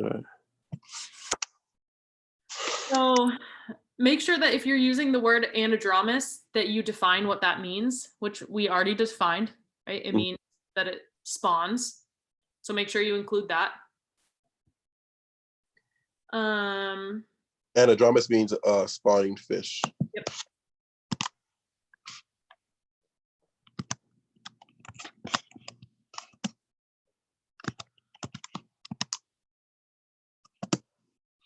Okay. Okay. You told me it lives in the Pacific Ocean. Yep. Where in the Pacific Ocean does it live? That's what I want to know. Ooh. Let me see. This is called the coho, correct?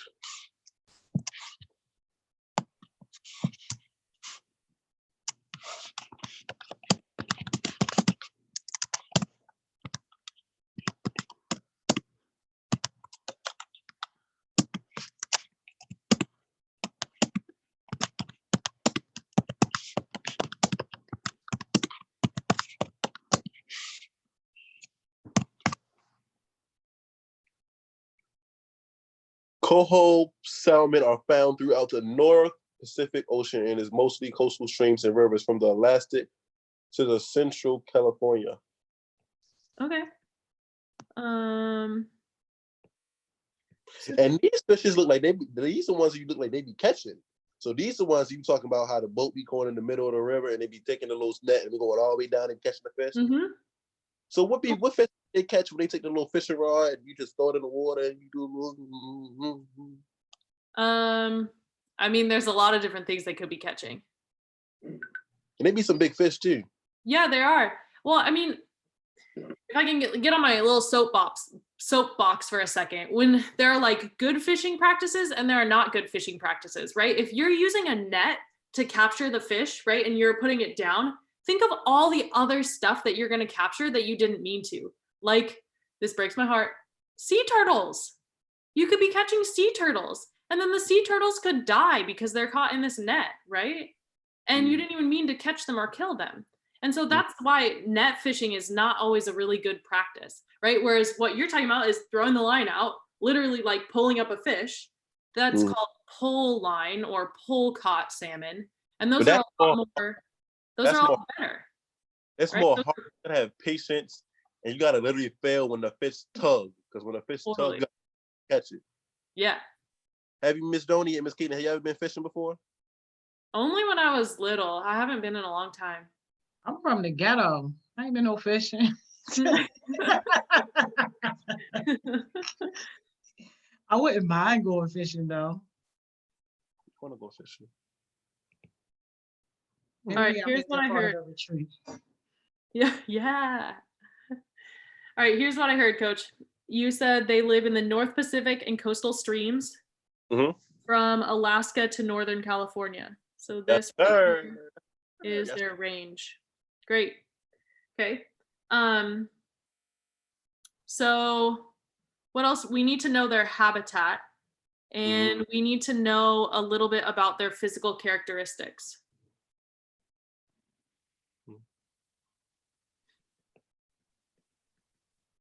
Okay, I just want to remind us the reason why we're doing this. I mean, it's kind of a fun exercise, but like, who cares about salmon sometimes, you know? The reason we're doing this is to answer our original question, which was, what are the similarities and differences in physical characteristics, behaviors, and genetics between Pacific and Atlantic salmon?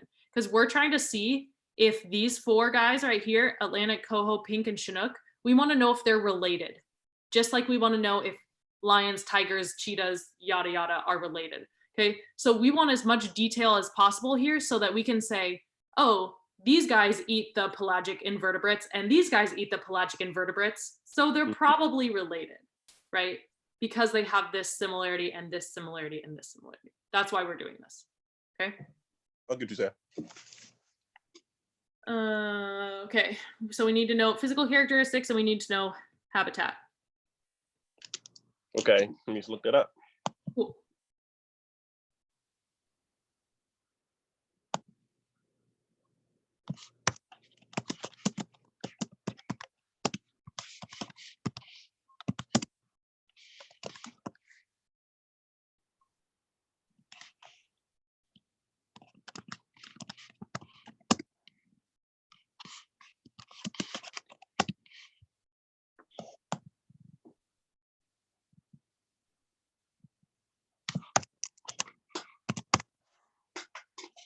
Commonly called silver salmon coho have dark metallic blue or greenish backs with silver sides and a light belly. While they are in the ocean, they have small black spots on their back or upper lobe of the tail. The gum line is the lower jaw has lighter pigments than Chinook salmon. Wait, did you just say they have spikes? No, I said the gum line in the lower jaw has lighter pigments than Chinook salmon. No, what'd you say before that? You said something about their backs and tails? Yeah, while they are in the ocean, they have small black spots on their back spots. in the upper lobe of the tail. Cool. And then what did you say they're different than other salmon in what way? The gum line in the lower jaw has lighter pigments than Chinook salmon. Oh, that's good to know, right? Because that's contrasting it with one of our other ones. All right, so the gum line coloration is lighter than Chinook. Okay, those are really, really cool details. Yeah, those are really good that you just wrote down or that you just read. Okay, Tell me a little bit about its habitat. Things like, what does it eat? Yeah. Okay, 1 minute.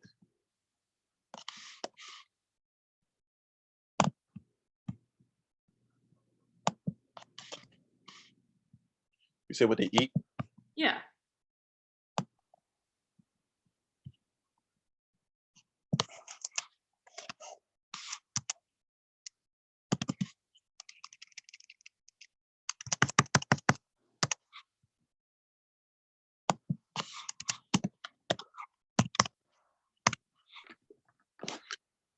Plankton. Cool. Plankton. Interesting. Is plankton a pelagic invertebrate? I truly don't know the answer. Yes. It is? Yes. Because plankton don't have no backbone. True. Does it live in the pelagic region? Let me see. Young, cold, and fresh plankton on this insects. When they reach the ocean, their diet consists of herring, pulachar, sand, link, squid, or connection. Cold, live in the fresh water. Plankton. Where do plankton live at? Let me see.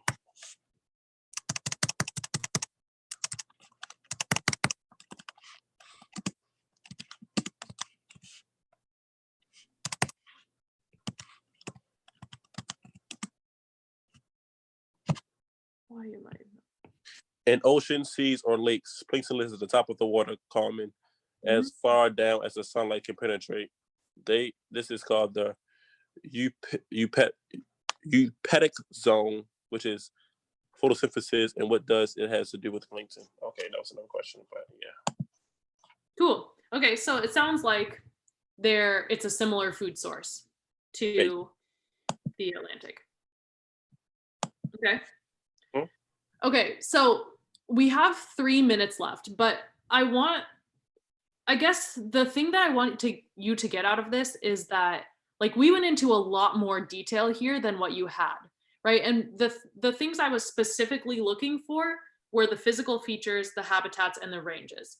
And the reason why I was looking for them is because that's simply what it asked. I wouldn't have looked for the range if it didn't ask me about the range, right? Right. So for the last two, I think you're pretty good on Atlantic and Coho. But for the last two, I want you to go through the same type of procedure and say, what do I have so far? Have I described their physical characteristics? If yes, great. If no, like, look them up, add more detail, right? And make sure to define those big words so that, well, one, you learn them, and two, your teacher knows that you know them, okay? Correct. Thank you so much, Miss. You are so welcome. My last question is, this is not the only other part of your assignment, right? No, it says you should include images or at least 2 references. Okay. And references you should summarize the relevant. So references means where I find it from. Yep. And it says you should summarize the relevant information from each reference. Mm-hmm. So for references, what do you think would be an important thing for me to know about where you're getting your references? University of Google. Say it again. University of Google. Okay, that's the search engine you're using, but it's not like Google's telling you these things. Google doesn't have all this knowledge. Google links you to other websites, right? Wikipedia. Okay, so who writes Wikipedia? The founder. Oh, I gotta find the founder. That's not who writes Wikipedia. Anyone, well, not anyone, but no. Wikipedia is like written by many different people. You don't know the author of who wrote Wikipedia pages. The Wikipedia page on basketball is not going to be written by the same person that wrote the Wikipedia page about coho salmon, right? Because not one person knows everything in the whole world. So I would say you can cite Wikipedia, but I would try to find other sources. And these are the things that I would get from it. So I would write down the URL. Do you know what that is? Yeah, I got that. Okay, so the URL, I would write down the name of the author, I would write down the name of the organization, and the organization is like the Pacific Salmon Institute or something, like whoever's website it is, right? So the name of the organization or the name of the website is fine. I would try to find a date when it was written.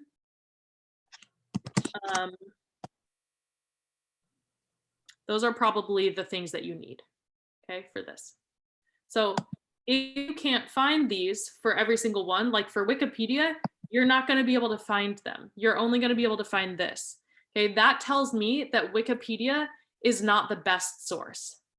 Okay, websites that have all of these things are going to be the best sources to use. Got you. Okay. Mm-hmm. Cool. My other recommendation would be don't turn it in right away. Don't rush it because it is your senior project and you have to do it and pass it in order to graduate, right? But it's due today. Oh, okay. Well, in that case, do turn it in today. Yes. But make sure you put in the work before you do that, okay? Okay. Thank you, Miss Kaitlyn. Yeah, thanks for getting on. Thanks for making my day. This seriously was like the best part of my day. So you're welcome. Thank you. Thank y'all. Thank you, Miss Kaitlyn. Thank you, Coach Johnson. This was amazing. Yes, go ahead and get that grade, baby boy. Thank you. So we'll see you back, what, Monday, Miss Kaitlyn? Yep, Monday. Monday. Y'all see it. She helping people graduate, getting everybody where they need to be. Bring y'all work. We got like, y'all need to hop on because I might have her come back Monday with some more work. Yeah, do it. Do it. All right, cool. I'm out of here. Have a great weekend, Miss Kaitlyn. You too. See you, Bye, Coach Johnson. You have a great weekend too. Y'all, another great day of Success Sessions wrapped up, a powerful day.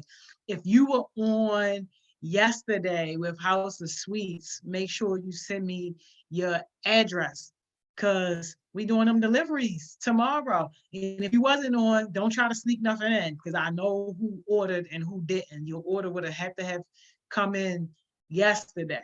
So send me your address so we can get the deliveries popping off.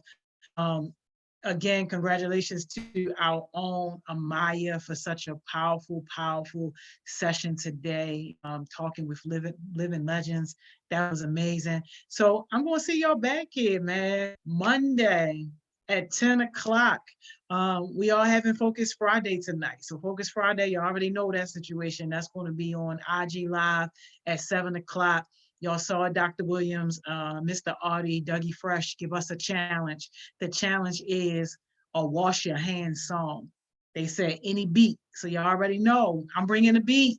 You bring the heat with the song. So we're going to get those clips and we're going to tag Dougie, tag Dr. Williams, tag Artie. So that way we can get y'all some exposure with this amazing campaign that they are running. So, and y'all heard Dougie, he said he's coming back to do his own session to talk about overcoming fear. What a powerful topic. What a timely topic. Super excited to have that happen right here on Success Session. So y'all already know what it is, man. Tell a friend to tell a friend. You want to be successful? This is where it starts. Join us every single day. If you got a topic that you want to talk about, bring that topic. We get you on. Hey, Corey, yes, she did an amazing job. Not only did she represent well for herself and for HeartSmiles, she represented so well for Baltimore's youth, just period. Like, it's no secret, Baltimore's youth does not have a great reputation, especially right now. And she just showed people that Baltimore's youth is so much more than what you just see on TV and what you see just on social media. So super duper proud of her coming through with that. So if y'all hanging out with us tonight on Focus Friday, I'll see y'all at 7 on IG Live. Other than that, man, have a great weekend. We back here Monday morning, 10 a.m.